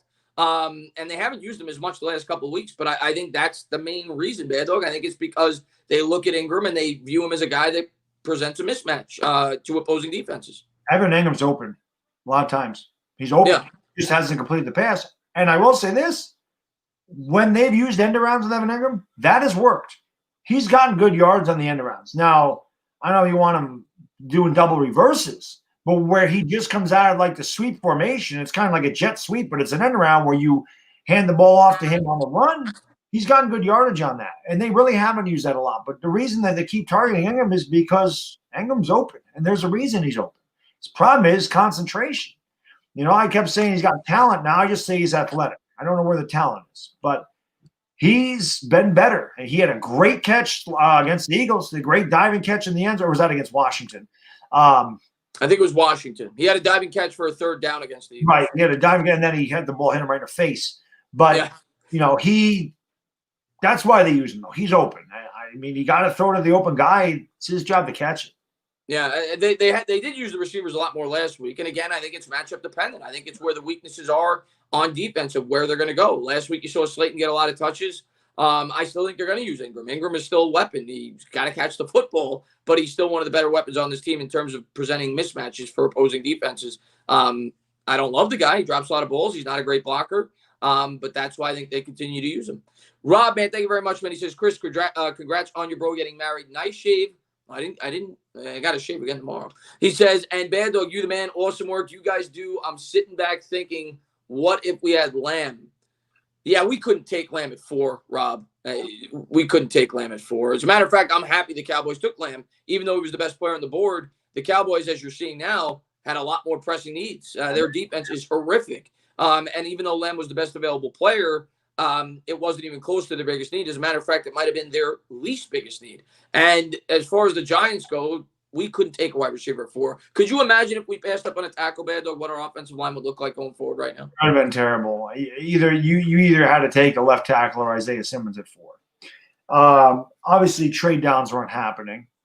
So, I mean, if we were ever able to trade back and get CeeDee Lamb at like 12 or something, if we were able to trade that pick at the Raiders and get 12 and 19 and something else from them, then CeeDee Lamb would have made more sense. But yeah, not at 4 though. Yeah, couldn't do it. I love CeeDee Lamb. I mean, I'm a Sooner guy. I always think, what if Arizona had CeeDee Lamb? That's what I think. Kyler Murray played with him. Kyler Murray, CeeDee Lamb, DeAndre Hopkins. Oh, my Lord. Yeah.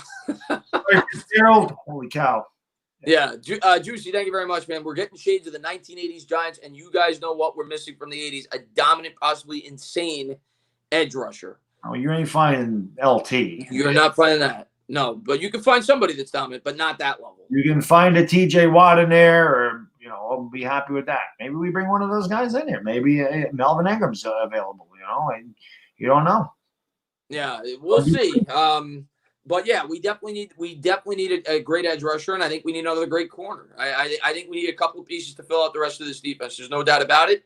But in terms of the offense, yeah, we're getting back to old school New York Giants football, and it's what we're about. We're a ground and pound football team that sets up the defense, and when this team is running, that's one of our best. I say it all the time. You say it. The best team you've ever seen is the 2008 New York Giants regular season team before Burr shot himself in the foot. What was that team known for on offense? They ran the hell out of the football.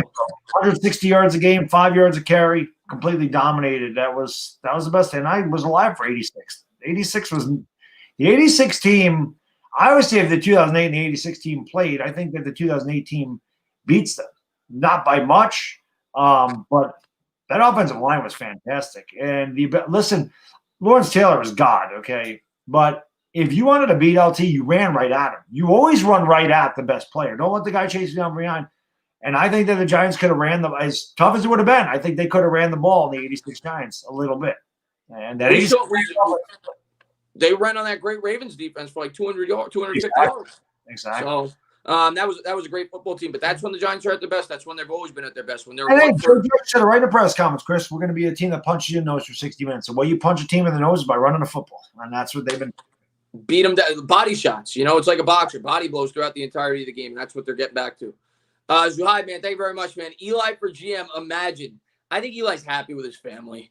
I think Eli's happy with his family. I'd welcome Eli back in any capacity. I love Eli Manning, and I think he'll have a role with the organization. I just don't think it'll be, a role like that. I don't think he'll ever be a coach. I think he'll have some kind of role. He's so important to this organization, but I don't think he'll ever be a GM or probably even like a quarterback coach. I don't see that in his future. No. I think he's going to enjoy his retirement. He earned it. He's got 3 daughters. He has 3 daughters, right? I know he has 3 kids. I don't know if they're all daughters. I think he has all girls, but yeah, it takes a lot of time, guys. It's not like these guys just go to the stadium during the game and they don't do anything else. That takes a lot of time to do something like that, especially being a GM. I think he's going to enjoy his retirement. Riding Giants, man. Thank you very much, man. Do you think no Caden will impact the run game? I do. I don't know if it'll impact it against this team though, because the Bengals defense is that bad.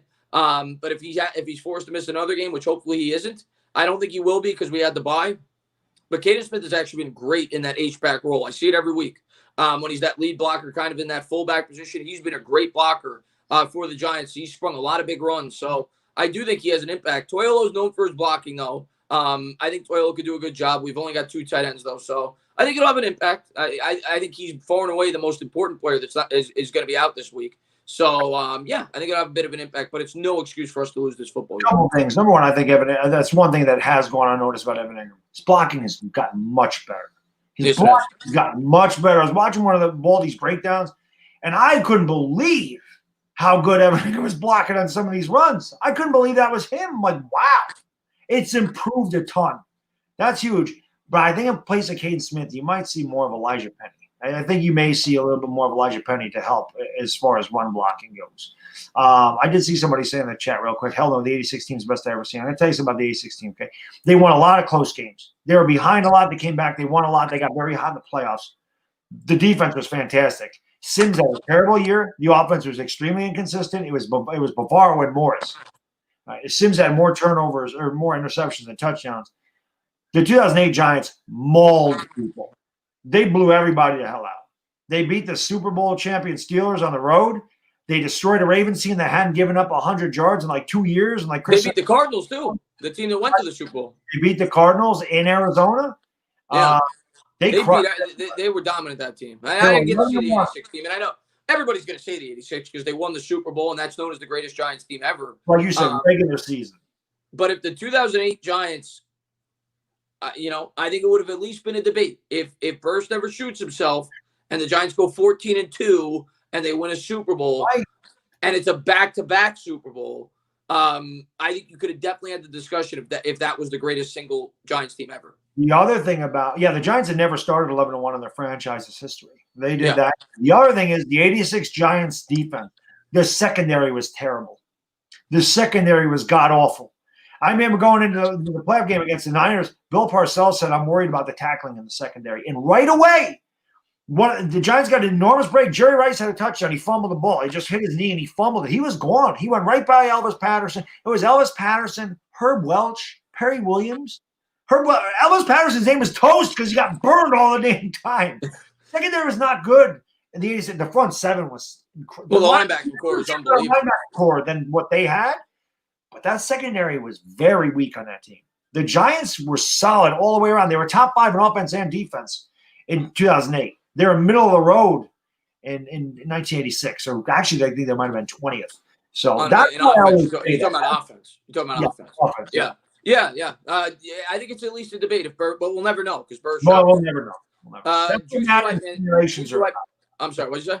Madden Sims are for, I guess. Yeah, exactly. We can somebody needs to do that. Somebody, I'm not a gamer, but somebody needs to put that on their channel. The 86 Giants against the 2008 Giants. I want to fully healthy, both sides.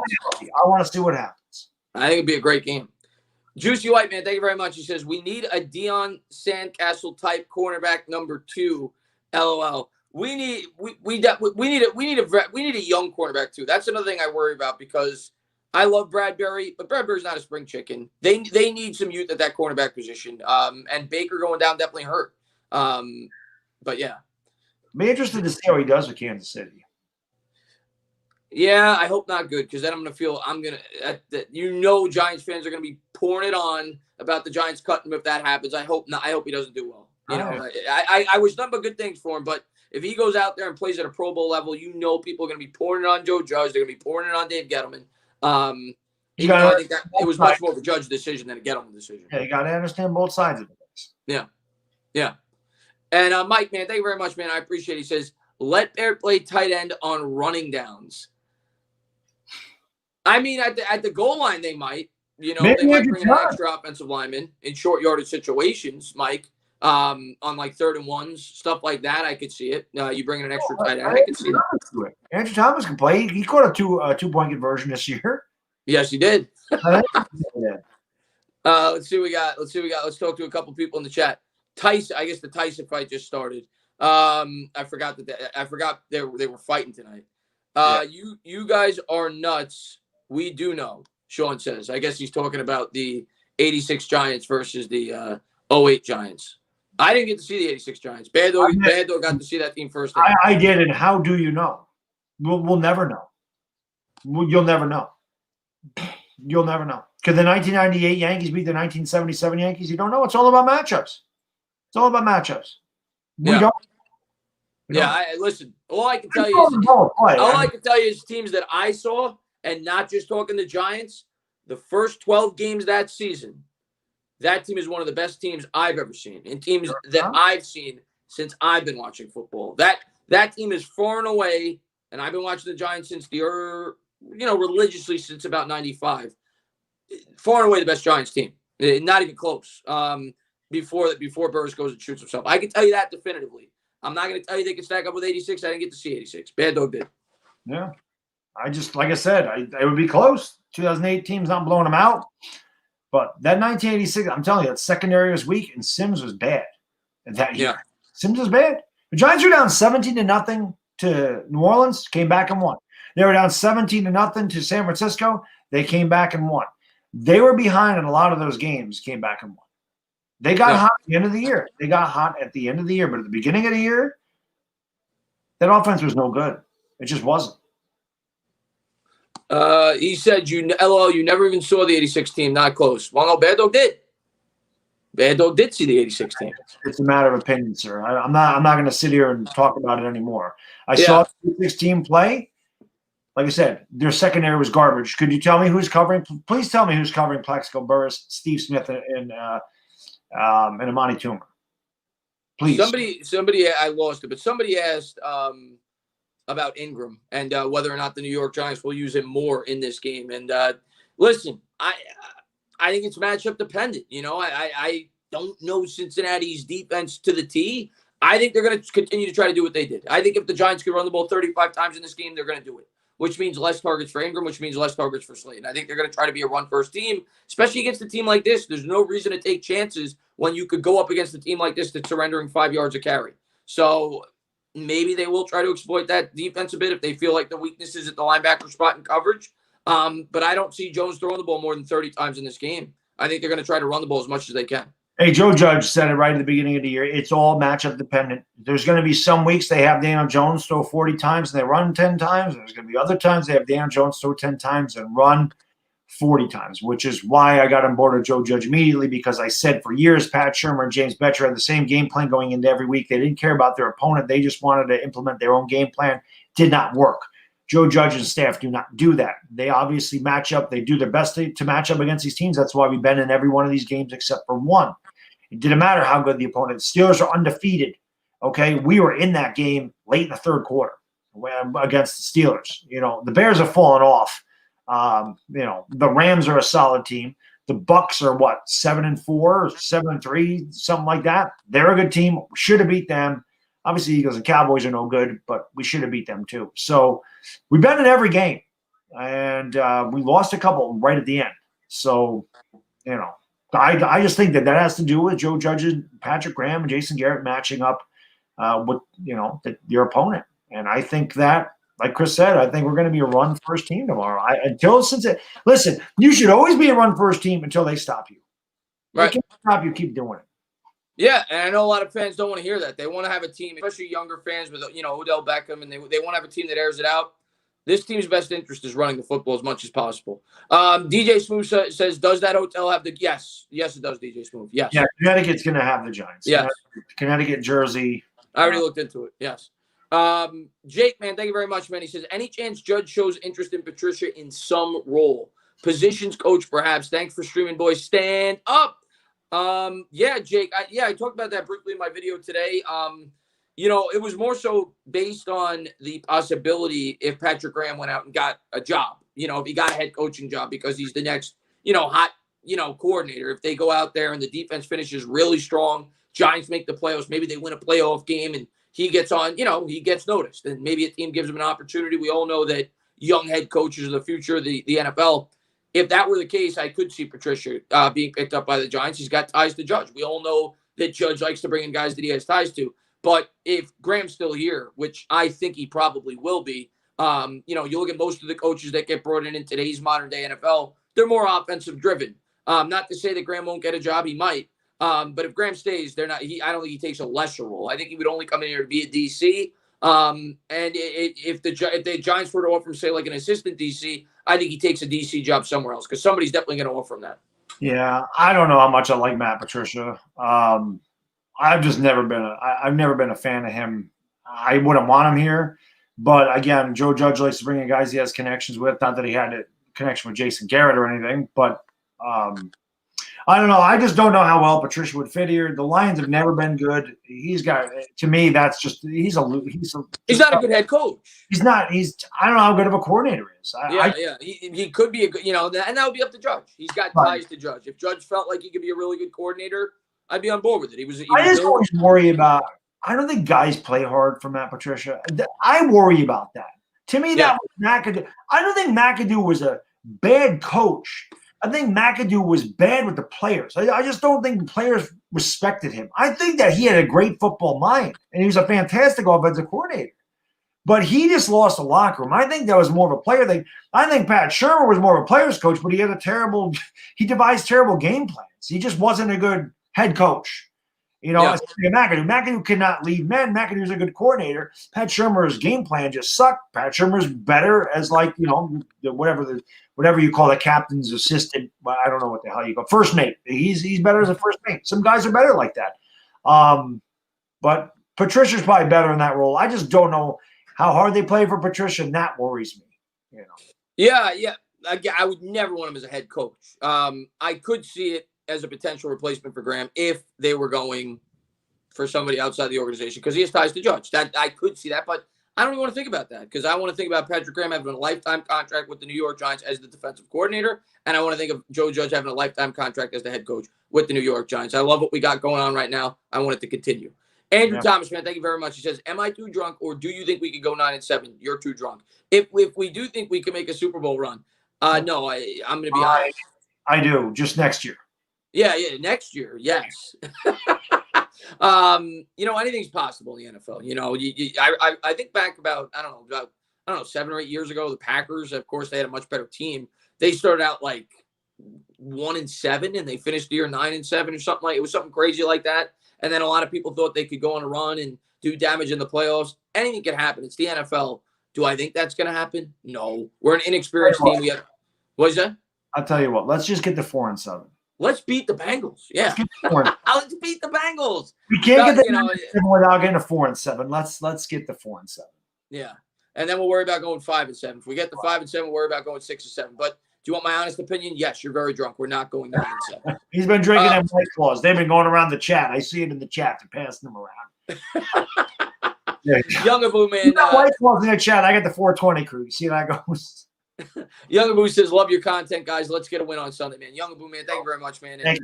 We've been waiting 2 weeks for this win, so hopefully we get it tomorrow, man. It feels like it's been forever. That's what happens when you're playing well, Baddog. When you're coming off the bye, it feels like it's been 3 months since the New York Giants have played last. It's been a long time. Now this week went fast because I was off most of the week. I knew Sunday was going to get here really quick because I didn't. I only worked Monday and Tuesday. But it's okay. Go back Monday. I work 3.5 weeks. So I get a week and a half off because vacation starts. So I always take vacation on Christmas. Yeah, I gotta do that. DJ Smooth says Daniel Jones versus Russell Wilson will be for the ages. Hope so. Be great. Yeah, let's get there. Let's win this game first. Let's have that game mean something. Let's win this game first. And I don't want to get in a shootout with Russell Wilson. We're not winning that game if we get into a shootout with Russell Wilson. No. So, but let's get there first, and then worry about talking about the matchup with the Seattle Seahawks. And based off the stream when we were talking earlier, what Baddog and me think the best approach is to go against the Seahawks. But got to get there first. Got to beat the Bengals. We don't beat the Bengals in terms of the playoffs. That game means nothing. We're not. I'm gonna tell you this right now. I will guarantee it. If the New York Giants lose tomorrow, I don't care what the standings say. I don't care what your hopes are. If the Giants lose to the Cincinnati Bengals, we're not going to the playoffs. So let's not worry about 9-7s. Let's not worry about the Seattle Seahawks. Let's worry about the Cincinnati Bengals. We are not a good enough team to think ahead. Okay? We've got to beat the team that we're supposed to beat on our schedule. That's what good teams do. We're not a good team yet. But if we're going to become a good team, we've got to beat teams like this. Let's beat the Bengals. Then we'll worry about Seattle. Yeah, if you want to be a good team, you got to beat the teams you're supposed to beat.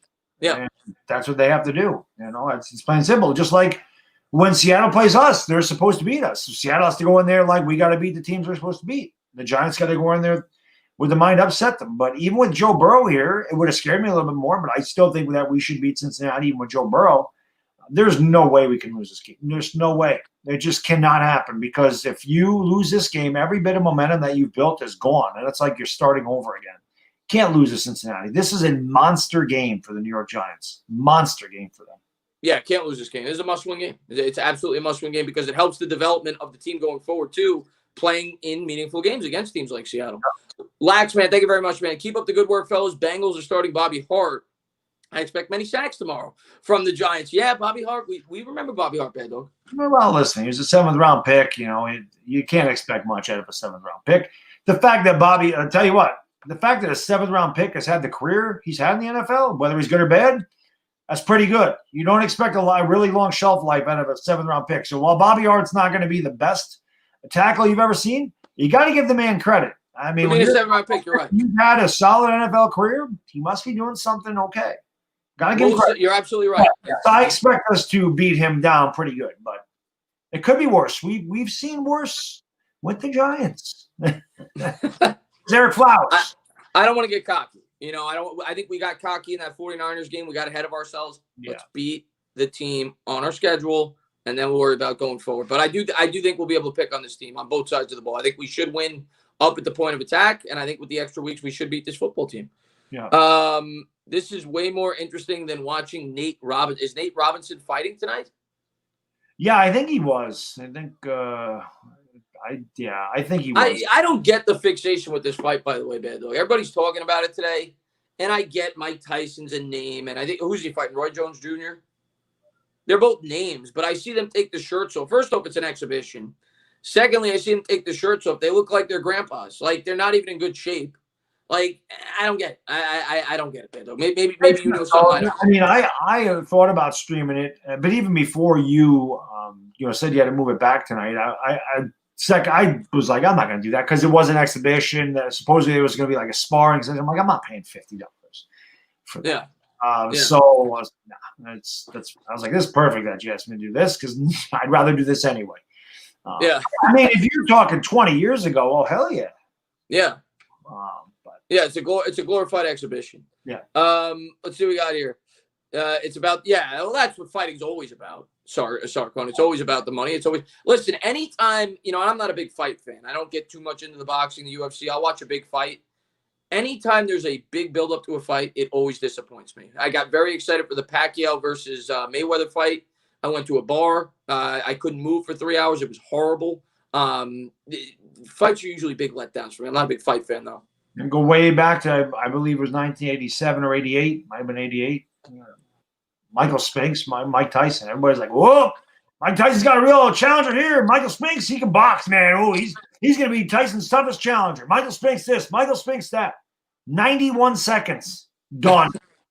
Done. All the build up to that. And I mentioned this last night. You ever watch Rocky 3? The first time Rocky goes in against Clubber, you can see he's looking up here. He's like this. He's just don't want to look at him. He's scared. You watch it fight, and I'm sure it's on YouTube. Look at Spinks' eyes. He's defeated before the fight. He's scared to death of Tyson. You can see it in his eyes. He wanted no part of Tyson. Tyson ruined it. So some of the best fights I've seen, growing up as a kid. I watched the Riddick Bowe versus Holyfield when I was very young. That was a really good series. Lennox Lewis was probably the last great heavyweight in my opinion. I know Klitschko held the belt for a while, but he was really the last dominant heavyweight. And that's what draws me to fights. When I don't have good heavyweights, I don't really care much. I'm not for the art of boxing. I want to see guys slug at each other. And I think that's what's killed the sport for me, at least. I can't get into boxing if it's not heavyweights. I don't like seeing 140-pound guys dance around the ring. Yeah, its popularity is definitely faded. But I mean, even the middleweight division, when I was, you had Hitman Hearns, you had Roberto Duran, you had Sugar Ray Leonard, like you had a good crop of middleweights too. So, that was Hagler was another one. So there was a lot of good boxing, when I was growing up, late 80s, early 90s. But yeah, after Holyfield, I think I kind of got away from it. The Holyfield Tyson fight was probably the last boxing I really watched. I think that was 97. And it was a shame that Tyson got sent to prison for no reason, because Tyson would have kicked the living hell out of Holyfield if he didn't go to prison in his prime. That wouldn't have been close. Tyson would have destroyed him. I have no doubt about that. I know he was beating Mike Tyson. And Buster Douglas didn't beat him either. That's another one. You go back, you watch that fight on YouTube, and when Buster Douglas gets knocked to the turf, he's down for 14 seconds. You can count it. It's 14 seconds he's on the freaking mat. Or he's just getting up. He was down for 14 seconds. Tyson won that fight. You can count it now. Tyson complained about a long count. It was. Tyson won that fight. Yeah. That's known as the greatest upset ever until the New York Giants beat the Patriots. Chizola says Mike Tyson or Roy. Tyson. I guess I'll pick Tyson. Mike Tyson, man. I'll go with Tyson. DJ Smooth says the Niners were a fluke L. This is a guaranteed win. There's no such thing as guaranteed wins. On this division. No such thing. We're a 3-7 football team. There are no guaranteed wins. Don't get cocky. Be confident. Don't get cocky. I'm picking us. I'm confident in picking us. I'm not guaranteeing anything. Yeah, I'm no, picking no us. guarantees. I tried that once. It didn't work. Yeah, I'm picking us. I think we should win. I think we will win, but don't get cocky. We got one game at a time, guys. Go back to boxing real quick. Does that tell you the state of the sport that Mike Tyson and Roy Jones Jr. are fighting? Yeah, it's kind of, in my opinion, it's kind of sad that boxing has to resort to that to draw ratings, to go to bring in guys. It's kind of like charging pay-per-view prices to see the Old Timers Day for the New York Yankees. Right. Yeah. It's kind of the same thing. Is it like Rocky Balboa when he comes out of retirement? He's like 1,000 years old. And yeah. Yeah. Right. Yeah, exactly. I actually like that movie though. Movie that movie is better than Rocky 5. No, yeah, well, yeah. There's not many movies that are not better than Rocky 5. Karate Kid 3 is not. L.A. Lou, man, thank you very much. I appreciate it. He says, my favorite big fight was Prince Nassim Hamed versus Marco Antonio Barrera. Big boxing lesson. Barrera gave Hamed. Yeah, I didn't get to see that fight. L.A. When I was younger, I've heard about it, though. When I was younger, my buddy Gary, I don't know whatever happened. I haven't seen. This is like 20 years ago because it was right around the time I met my wife. But Gary was a buddy of mine in high school, and he always used to tell me I looked like Prince Nassim. He always would say that. He's like, he always called me the prince. I'm like, what are you talking about? I didn't know what it was. He's like, you're the prince. He's like, say, I got the art of a lion. I got the art of a lion. He always said that. Oh, yeah. Like Prince Nassim. That's the only reason I even know who the hell that is. I would have never known. I would have never known who Prince Nassim was, but he always called me that. He always said, yeah. Interesting. Let's see what we got here. Brandon Allen, where's he from? Jesse Bryan wants to know. Brent, he's been in the league. I said Arkansas, but yeah, he played at Arkansas. I don't remember. He's like 28 years old. He's been in the league for a while. He's only got 4 or 5 professional starts, and he's got a career completion percentage of 47%. I can't remember. Rams? Lou, was he a Rams guy? Did you tell me he was a Rams guy, L.A. Lou? I see how L.A. Lou says he can see the Prince Nassim comparison, but yeah. Pasta Martin says, best upset of all time, the 2020 Chiefs over the – that was a fantastic upset, Pasta. That was huge. I don't know. Yeah, the Chiefs only had like a 12 or 13-point lead at halftime. That was the biggest upset of that game. But, yeah, I mean, the Jets actually have one of the biggest upsets, actually. No, outside of the 69 Super Bowl, since I've been watching football. I think back to that Jets-Patriots playoff game with Rex Ryan when they went into Foxborough and beat New England, I think when Sanchez was a rookie. That was a really big upset. I think it was in the divisional round. They then lost to, I think it was the Colts. In the championship game. But that was a big upset that the Jets pulled off. So I always think of that as one of the 5 or 6 biggest upsets I've ever seen. Yeah. He came from okay. Oh, that's right. I remember Rover loved him when he was with Denver. I completely forgot about that. Everybody until he doesn't. Yeah. Right. He said that Webb was the greatest thing ever with the Giants. Remember that? Yes. And DJ Smooth, thank you very much, man. We too good, been good. You can blame the quarterback for 3-7. Well, he's had a couple of them. You can blame Evan Ingram for the one in Philly. You can't put that on Daniel Jones. I think there's been some games on Jones. I think there's been some games. I'm going to put 2 games on Jones. I'm going to put the Rams game on him, although that wasn't a guaranteed win. It was a really bad decision. Yeah, but bad decision. The Bucs game is solely on Daniel Jones. Bucs game's on Jones. Bucs game's on Jones. Yeah, that one really broke me with Daniel Jones. That one was the one that, like a straw that broke the camel's back, because it wasn't just the interceptions; it was the missing the. I mean, I was. Well, let's go over the losses though, Baddog. Steelers isn't on Jones. Giants couldn't run the ball that entire game. One bad decision to try to throw the ball out of the end zone. They have no chance in that game because they couldn't run, and the offensive line was horrible in that game. I don't think they were going to win, but they had a chance. Jones, in my opinion, kept them in that game. I know he had the costly interception, but when you factor in how good of a defense that was, I'm not putting that loss on Jones. No. The Bears game, I honestly don't remember well enough. I know that we couldn't run the ball again. Yeah, we got crushed in the first half, and second half. Yeah, that's right. Yeah. But again, I'm not putting that on. I'm not putting that game exclusively on Jones. The 49ers game was just a complete shit show of the entire team. What else we got? We've got the Rams. The Rams was next. The Rams, the last drive. But a game again, like you said, we shouldn't have won. But we don't know what happened. We still would have had to make a 2-point conversion, but he was the reason we didn't have a chance there. But I'm not putting the loss on him, but it was a bad decision. Then we beat Washington. Right. In spite of that was the game in spite of Jones, right? Where he screwed up. We got the defensive touchdown, which we saved him with Tate Crowder. Where it shouldn't have been an interception, but it was a horrible pass in the back of the end zone. Yeah. The Eagles, not on him.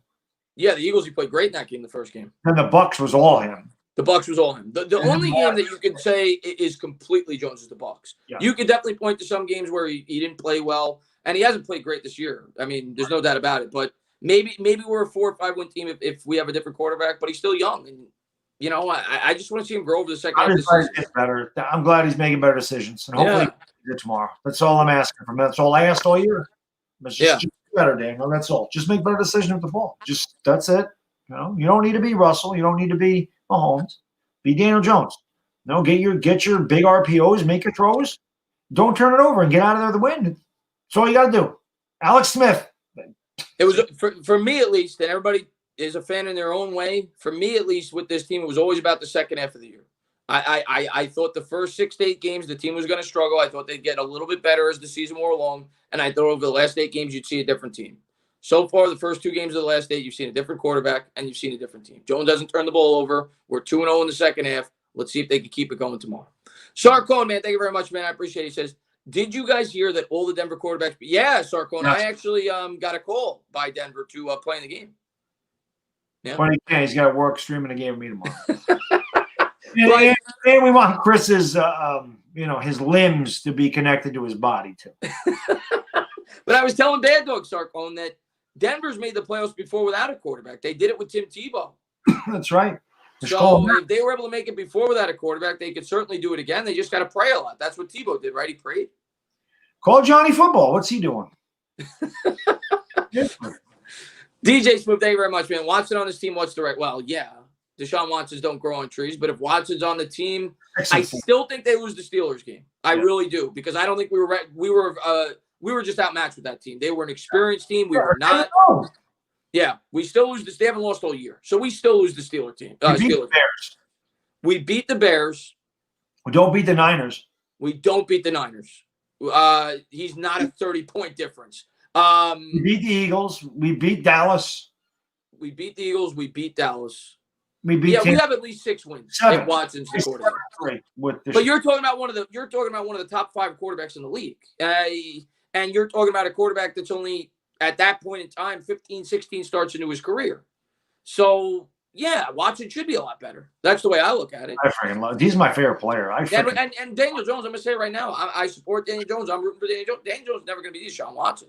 No. And I think you should have known that from the start. He's never gonna be Deshaun Watson. But we can win with him. We can win with him. That's all I care about. Win. And that's all I care about. That's it, man. Just build the team around him. Let's see what we got here.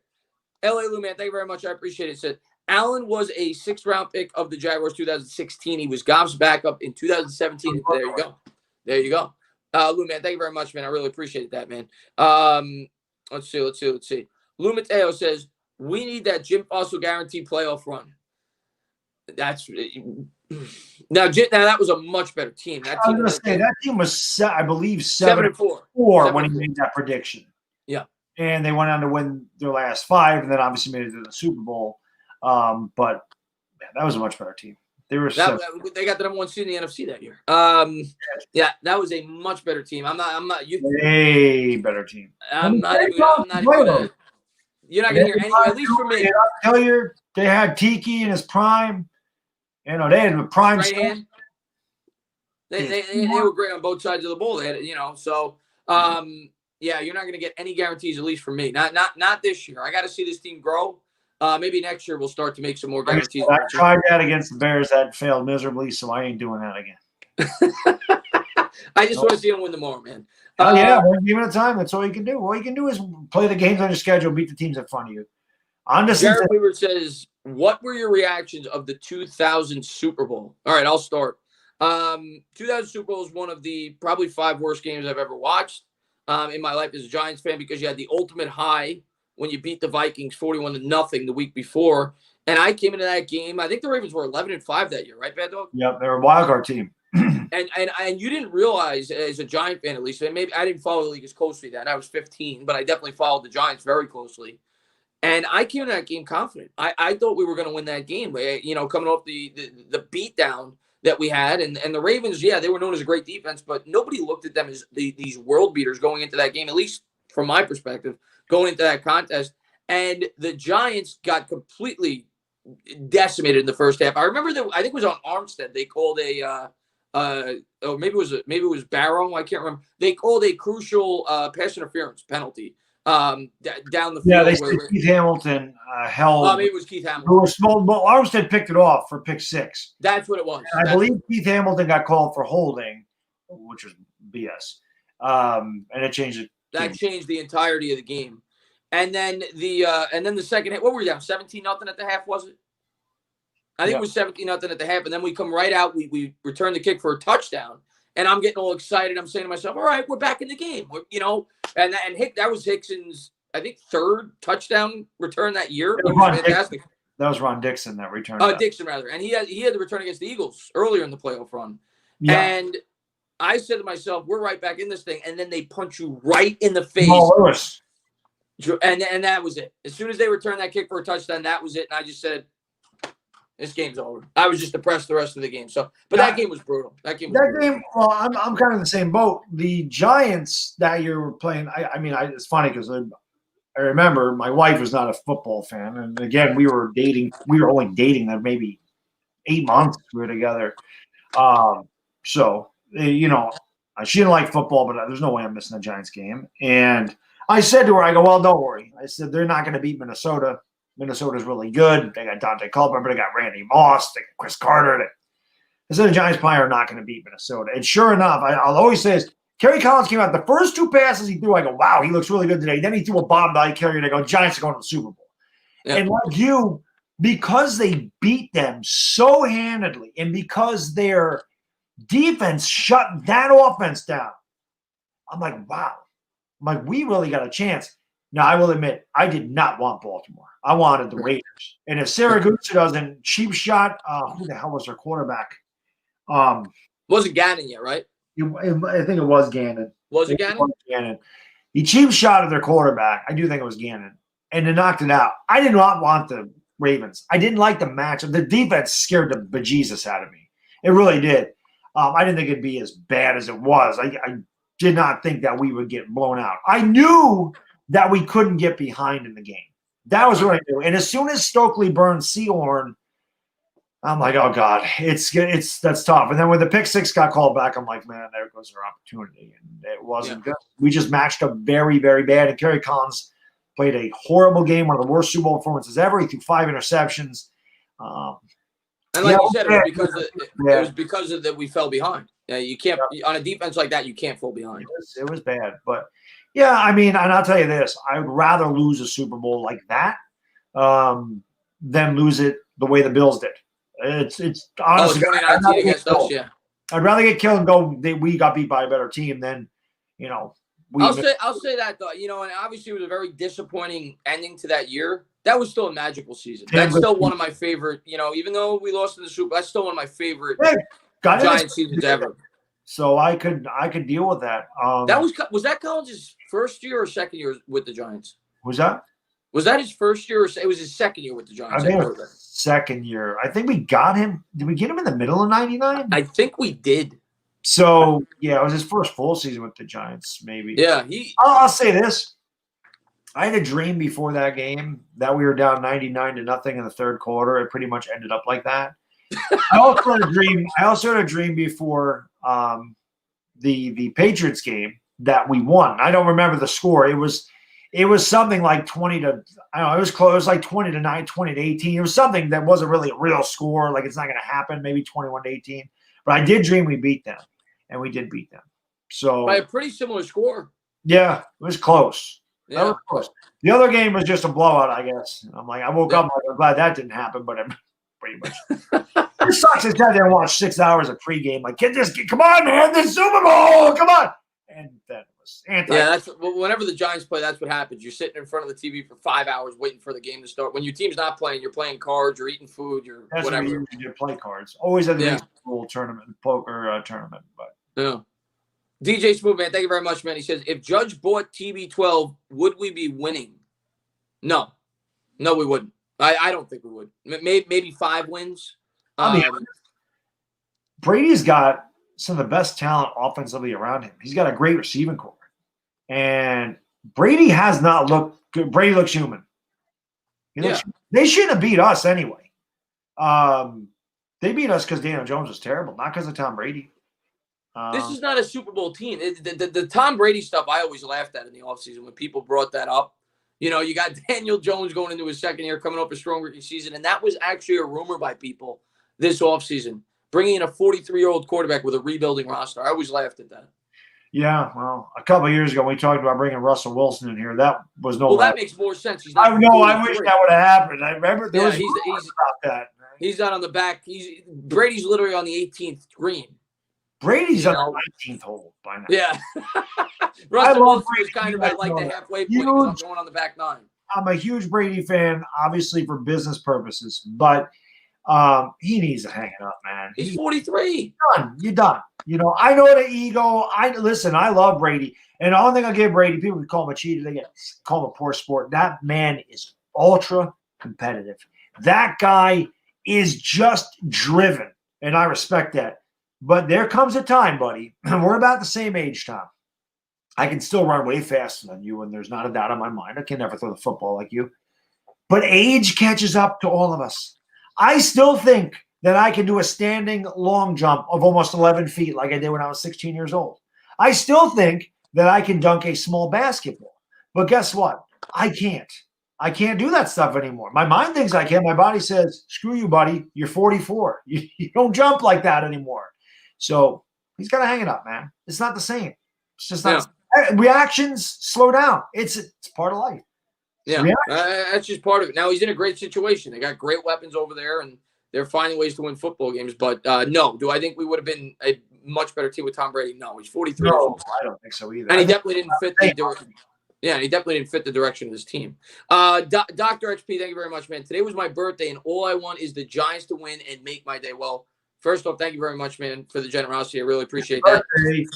Happy birthday to you, Dr. XP, man, and I'll be rooting for you. Well, obviously, I'm going to be rooting for him to win no matter what, whether it's your birthday or not, but hopefully you have a very happy birthday tomorrow and you get your wish, because I think everybody in this chat would probably be very happy.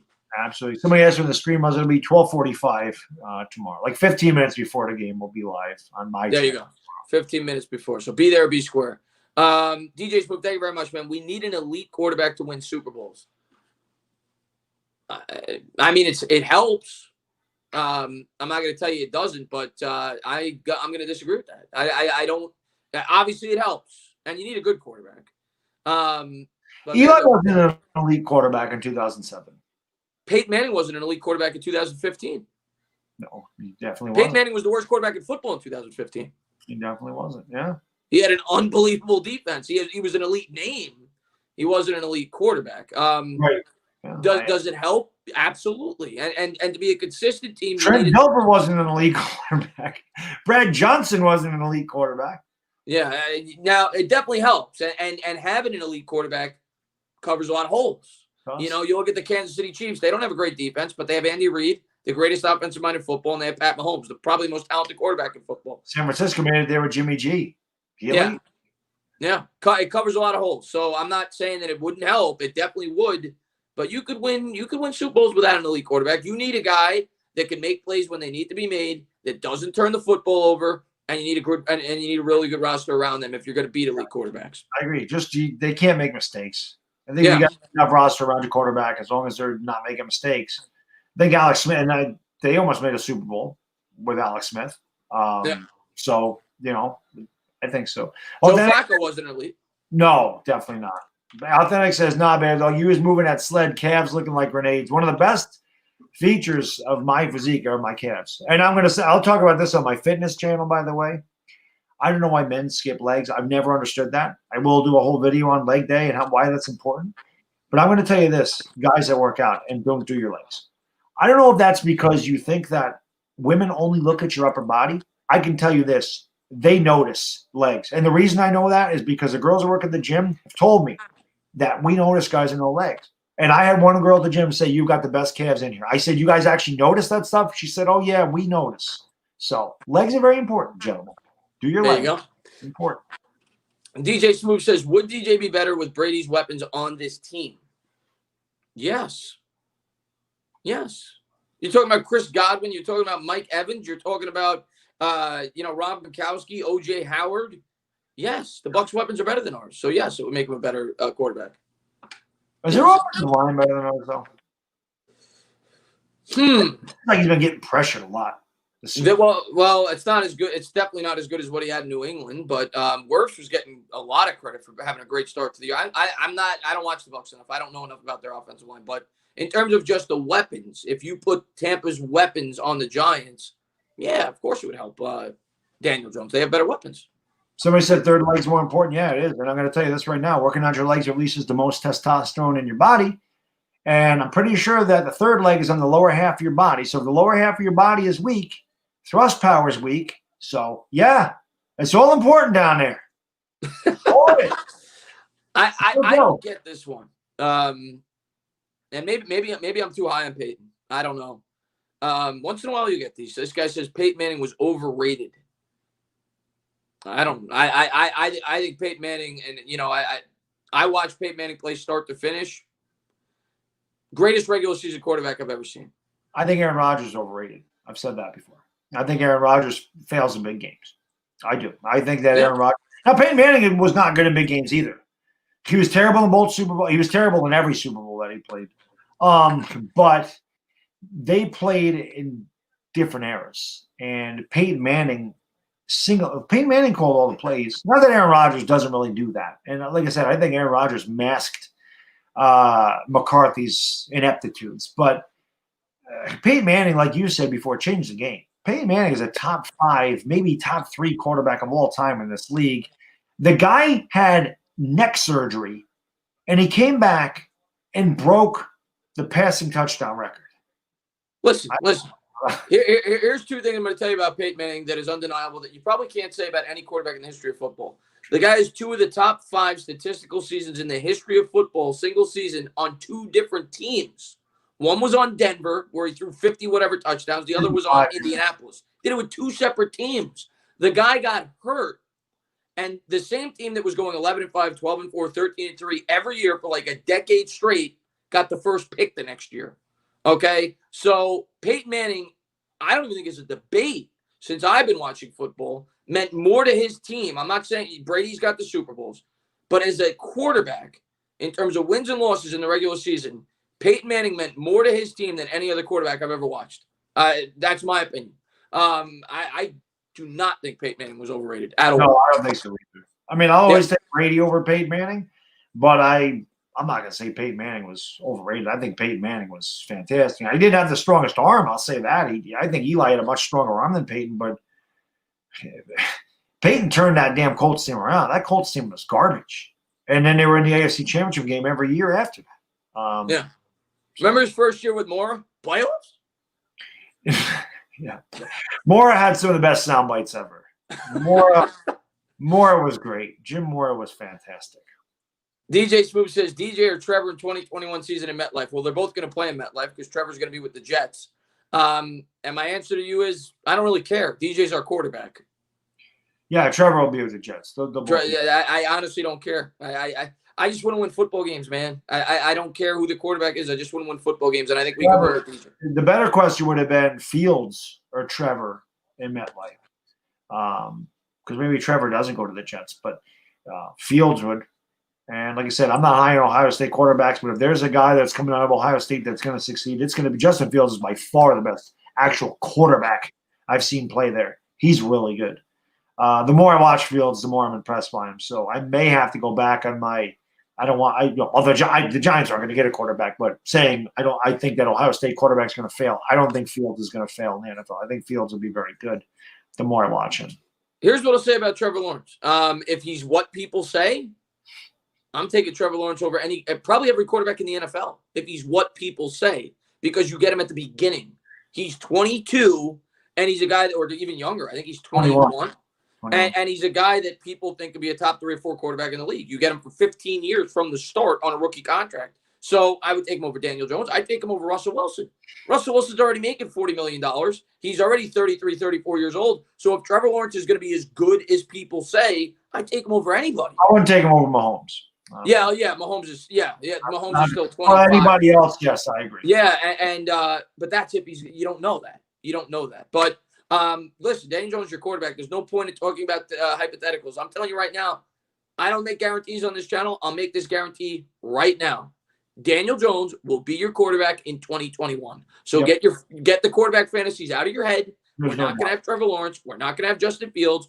Daniel Jones is going to be your quarterback. If you don't like it, well, learn to, because he's going to be your quarterback. You're a New York Giants fan. He's going to be your quarterback. Hope that they can improve the team around him, and we can start winning football games. If we're in the same position as the Jets and the Jags, if we're 0-10, 1-9, and you know that Jones continued to struggle the way he did at the beginning of the year and Gettleman's gone, then I think that would have been the conversation we'd be having. But the fact that we're 3-7 and should win tomorrow means you're not coming close to a quarterback. So where you're going to be drafting, you're not getting that. You're going to get a different position that you need, probably a wide receiver, depending on how late we draft them. If we're picking 21st, we're going wide receiver.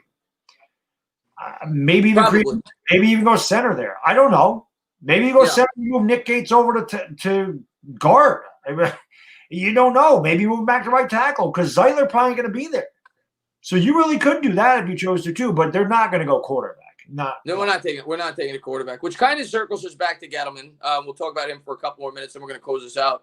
But I want to talk more about him. But you and I are in the same boat with Gettleman, and I think we both I don't think either one of us ever said that he was doing a horrible job when they were 1-7. But I think we both kind of threw our hands up in the air and we said we can't defend him anymore because his mission statement was the offensive line. Yeah. But we've seen it grow, and I think Gettleman deserves a lot of credit for the growth of this football team. A lot of people are going to want to give it to Judge, but those are the same people that want to blame everything on Gettleman from the start. My mindset is always, if you're going to blame everything on Gettleman in the start, you have to give him credit for everything in 2020. That's the way I look at it, because we talk about it all the time. You could blame a lot of it on Mara. You could blame a lot of it on ownership. If you want to give him the full blame early on, you got to give him full credit going forward. And right now, the way that this team is working, I want to keep it intact as long as we continue to grow these last 6 games. Even if we only win 2, if you're playing competitively, you're sticking with these teams, you're continuing to show growth, what is the point in breaking it up? You decided to stick with them, keep it intact. It's working. You've obviously seen improvement, especially with the offensive line, which was something that he really made a concerted effort to fix. And it is improving week in and week out. And if it continues to prove, then he did his job. There's no doubt about that. He did his job with his best player, Saquon Barkley, being out for the year. And they completed a new coaching staff. His free agent signings were fantastic, and there's no doubt about that. Now he's missed. He missed on Solder. That wasn't his fault. I will never blame him for Solder. That he brought in the best left tackle he could. We knew he addressed that need. It didn't work. We needed a linebacker really bad. He tried to get Ogletree. I liked him. I thought Ogletree would be great. He was terrible. Yeah. So he did some things. We all said, what the hell did he trade for Leonard Williams for? How stupid is he? I did it. That's dumb as hell. What the hell are you doing that for? Just sign him. Well, Jesus. Any of us that said that, and don't be like, oh, I like to move, because I don't know many people that like to move. When it happened, we got egg in our face because he knew what he was doing. So, much like Chris says, if you're going to give him the blame, you got to give him credit. Much like people say, well, Daniel Jones has no weapons around him. Daniel Jones has no weapons around him. Well, Jason Garrett sucks as an OC. Well, you got to remember, Jason Garrett has to work with the same players that Daniel Jones does. So you can't blame Jason Garrett if you're going to make excuses for Daniel Jones. There's nothing Jason Garrett can do about that. Jason goes hand in hand. Doesn't catch the ball. He can't help that Evan Ingham dropped the pass. That was a perfect play call on 3rd and 7. And Daniel Jones made a perfect throw, but Ingham dropped it. That's not on Jason Garrett. So, yeah, I think that this team getting better. I think that this team competing. I think the fact that this team fights has a lot to do with Joe Judge.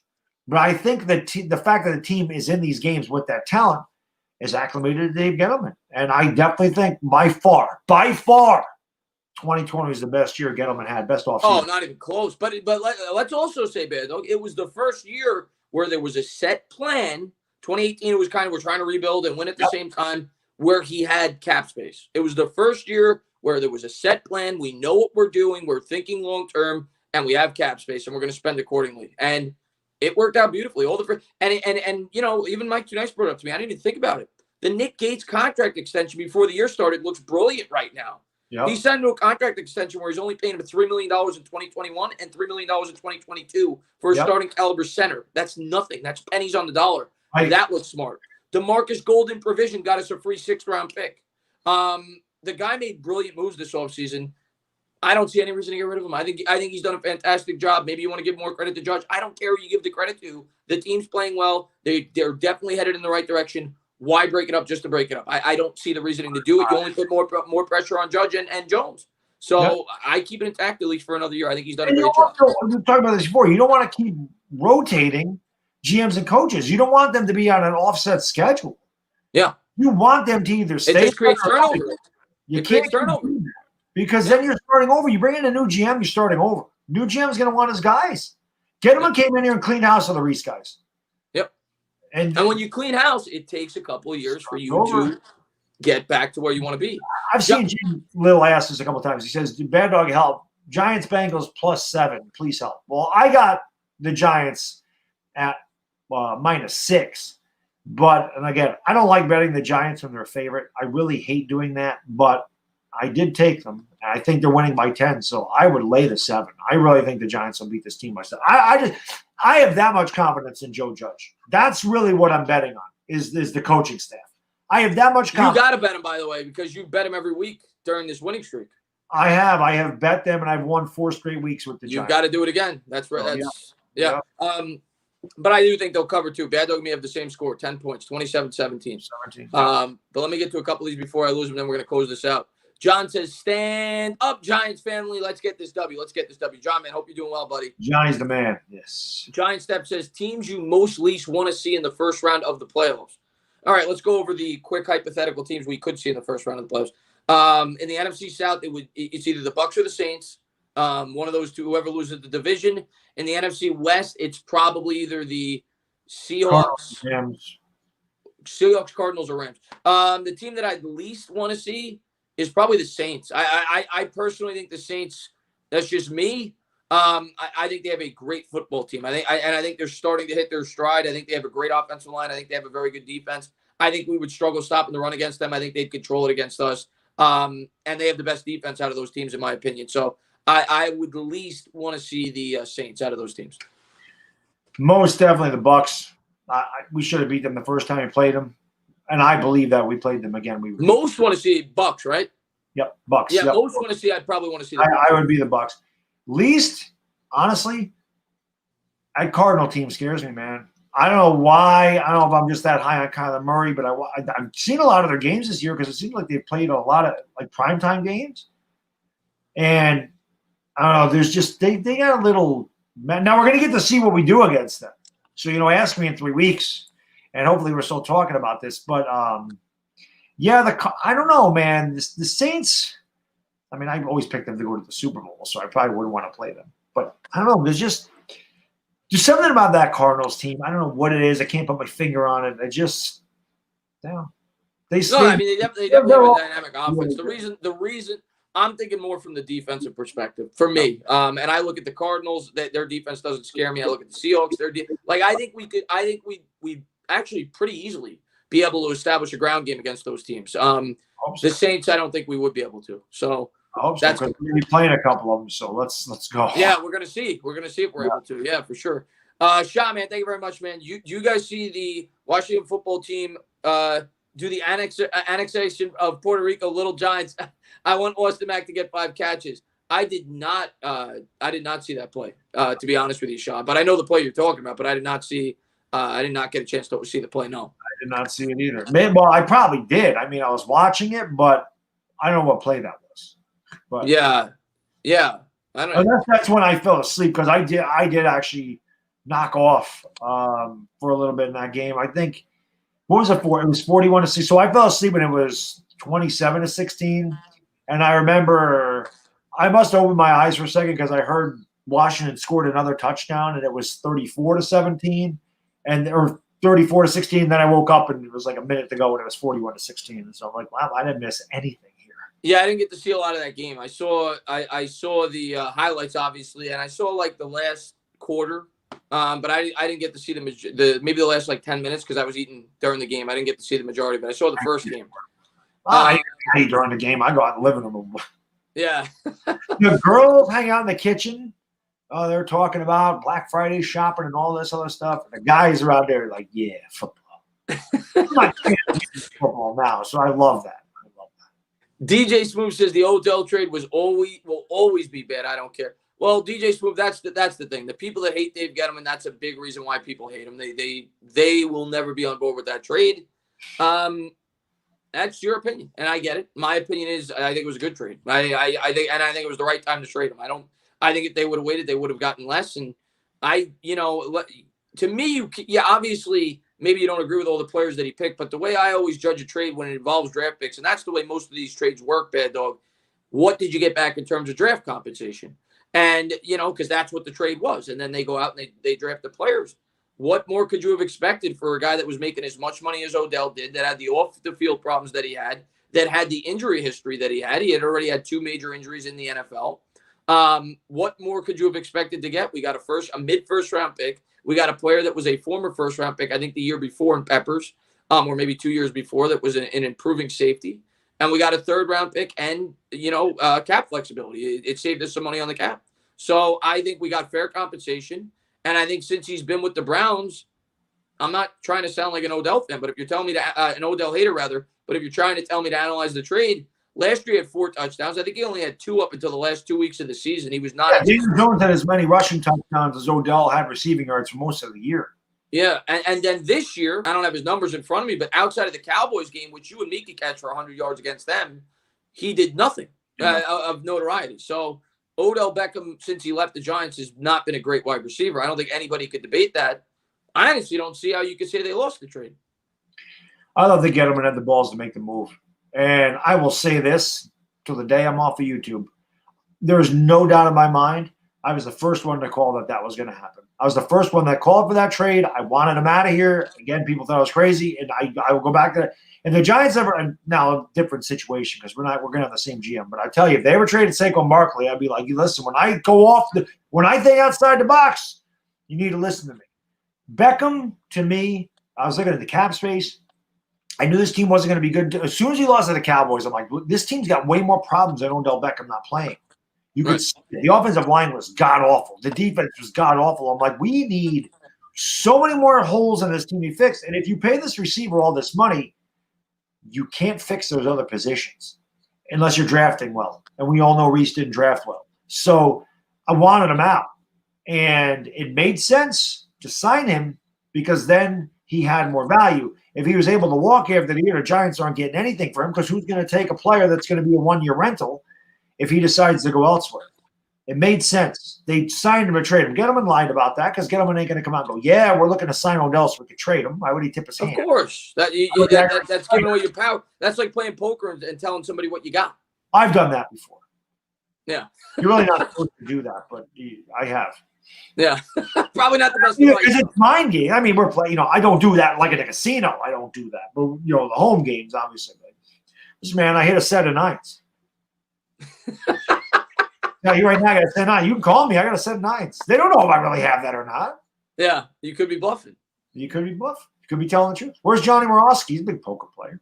Yeah. Yeah. I haven't seen Johnny in a bit. But, and everybody's always going to be entitled to their opinion. I think you and me definitely side on the side that the Giants killed it in that trade, to be honest with you. Our girl, Whitney, she loved Odell. Right? Yeah. She didn't want Odell to go. I know there's a lot of people that loved Odell Beckham. I hated seeing that move. But to me, I say this all the time. I'm an old school guy. I care about the name on the front of the jersey, not the name on the back. I do not play fantasy football. I don't give a damn about stats. I want what's going to help this team, and I felt like trading him was best for this team. And it has been. Yeah. We didn't want anything with him here. Yeah, and we wouldn't have been if he was still here. I mean, the guy just had another, huge injury, and he hasn't been great since he left. Right. So, Sonny, thank you very much. Do you worry more about the Eagles or Washington the rest of the season? I think Washington. I think that means Dallas Cowboys. Oh, I worry about Washington the most. I do too. in the division, the way they're playing. The defense is playing well. If you look at their schedule, their last 3 losses are by a combined 7 points. They could have easily beaten us in both the games. I think Washington is starting to click a little bit. I'm not saying they're great, but I think Washington has some winnable games on their schedule. They've got one more win than Dallas. We play Dallas, so we kind of control our destiny there. Even if Dallas has a 1-game lead, we're going to own the tiebreaker if we beat them the last week of the season. So I'm not really concerned with Dallas. I'm much more concerned with Washington. And the Eagles' schedule is ridiculous. So I think Washington scares me the most. After they lost to us, the Eagles would be lucky if they won another game the rest of the year. For real. They'd be lucky if they won another game for the rest of the year. But how crazy is it that week 17, we could be rooting for Philadelphia? And week 16. Can you imagine that? Because they played Dallas week 16 and the Washington in week 17. Imagine having to – well, against Dallas is one thing because I can't stand them either. But God, can you imagine having to root for Philadelphia? You do what you got to do to get in. It has to happen. All is fair in love and war. Yeah. But, guys, we are going to close it out because we got to get up early tomorrow. This went a little bit later than normal. About 12:15. We'll be on Baddog's channel tomorrow. If you guys haven't done so, going over there, check us out. We'll be calling the game. We'll be acting like lunatics. Giants going for their 3rd straight win in a game. First place on the line potentially. We'll be. I guess we will be on for even if first place Monday night at the very least. Yeah. So big game tomorrow. Biggest game since I've been on YouTube, and let's continue that pattern. Like every week, we want it to be the next biggest game, the next biggest game, the next biggest game. So we've been saying it now, Bad Dog, for about 3 weeks, 4 weeks. When I was looking ahead of the schedule, I said there's 2 games we're gonna have to win for us to have meaningful games down the stretch. It was the Eagles and it was the Bengals. We had to win both. If we win tomorrow, we're gonna at least get meaningful football, I think, until week 17. Yes. And we're gonna get to see how we stack up against some of these better teams. So we'll see how it all plays out tomorrow. I think we both got them by about 10 points. As always, I want to say thank you to everybody that was here. I can never say thank you enough. I try to go above and beyond whenever I can for all the continued support on the channel. Both of our channels, you guys continue to blow up this stream. You got the Tyson fight on. Some of you guys left, which I get. But you guys stuck around. We had over 500 people throughout the entirety of the stream. You guys are phenomenal. I'm looking forward to seeing some of you guys hopefully on Bad Dog's channel tomorrow. Hopefully we get to celebrate a victory. And if we do, you come on over here. We get to have some of you guys call in when I'm lonely in the hotel around like 8:30. We'll have a call-in show. We'll get to talk about it. But first, let's take care of business. Let's beat them. Let's get our 4th win of the year. Thank you guys for being here. You guys have a great rest of your night or great rest of your morning. And get some sleep because you're going to have to get up. You're going to have to bring the energy like we do for that Giants game. Bad Dog, I'm going to let you close it out. Yeah, as Chris said, we can never thank you guys enough. I just love the way this channel, this show has grown. Both our channels have grown too. We did this together. It's amazing to me that the show has grown and become so popular. We've had such great support. The fans are so phenomenal. And just can't say enough. Hope to see you guys all over there because, like I said, we're playing first place. And I would say this after like every one of these shows or the end of every one of these shows. I always say just wait until we're good. Well, 3-7 might not be good, but we are playing for first place. We haven't been able to say that after Thanksgiving in God knows how long. Yep. So we may not have a great record, but these are the most important games that we played since we started this show. This game is for first place. So we have a chance to be first place in our division. So these games mean something. We are good, and we're going to prove it to them tomorrow. Chris, always thank you for having me on. I really do appreciate it. And chat, again, like Chris said, get your rest. Bring that energy tomorrow. Tell a friend. Bring all yourselves in there. Tell your mother, tell your father, tell your friend, tell your ex, tell your current, tell your side. I don't give a damn. We want a huge crowd in there tomorrow. I'm going to ask you a quick question, Bad Dog, because I was thinking about it. Because you kind of reminded me of it with what you were saying. When's the last time you could say that the New York Giants were the best team in this division? 2011? Yeah. That long. It's been that long. 2011, I would say, probably. I'm going to ask you another question. Who's the best defense in this division right now? Oh, that's us. Who's the best quarterback in this division right now? That's Daniel Jones. Who's the best head coach in this division right now? That's us. That's not close. So if we have the best head coach, if we have the best quarterback in the division right now, and we got the best defense in this division right now, and we probably got the best special teams in the division right now. Yeah, I think we've had that all year. Best kicker in the division. Yeah, best punter in the division. Best punter in the division. Doesn't that mean that we should win this division? We don't have the best wide receivers. We play a tough schedule. We do. We don't have the best linebackers. We don't. We don't have the best secondary. But the defense, we might. But the defense as a whole is the best. Yeah. The defense can just eliminate those big plays, those chunk yardage plays, where they have that letdown drive every game. They have a letdown. They can never avoid that, and that should not happen tomorrow. They should not have one of those drives where Cincinnati scores in 4 plays. That should not happen. But yeah, we should win this division, Chris. Let's go out there. Let's win this game tomorrow. Let's prove that we're the best, and then we'll get on to Seattle. But Bad Dog, do what you do. Close it out. All right, guys, get your sleep. Get ready for tomorrow. It's for first place. For the entertainer talking sports, the Bad Diggity Dizzle, we are gone. Peace.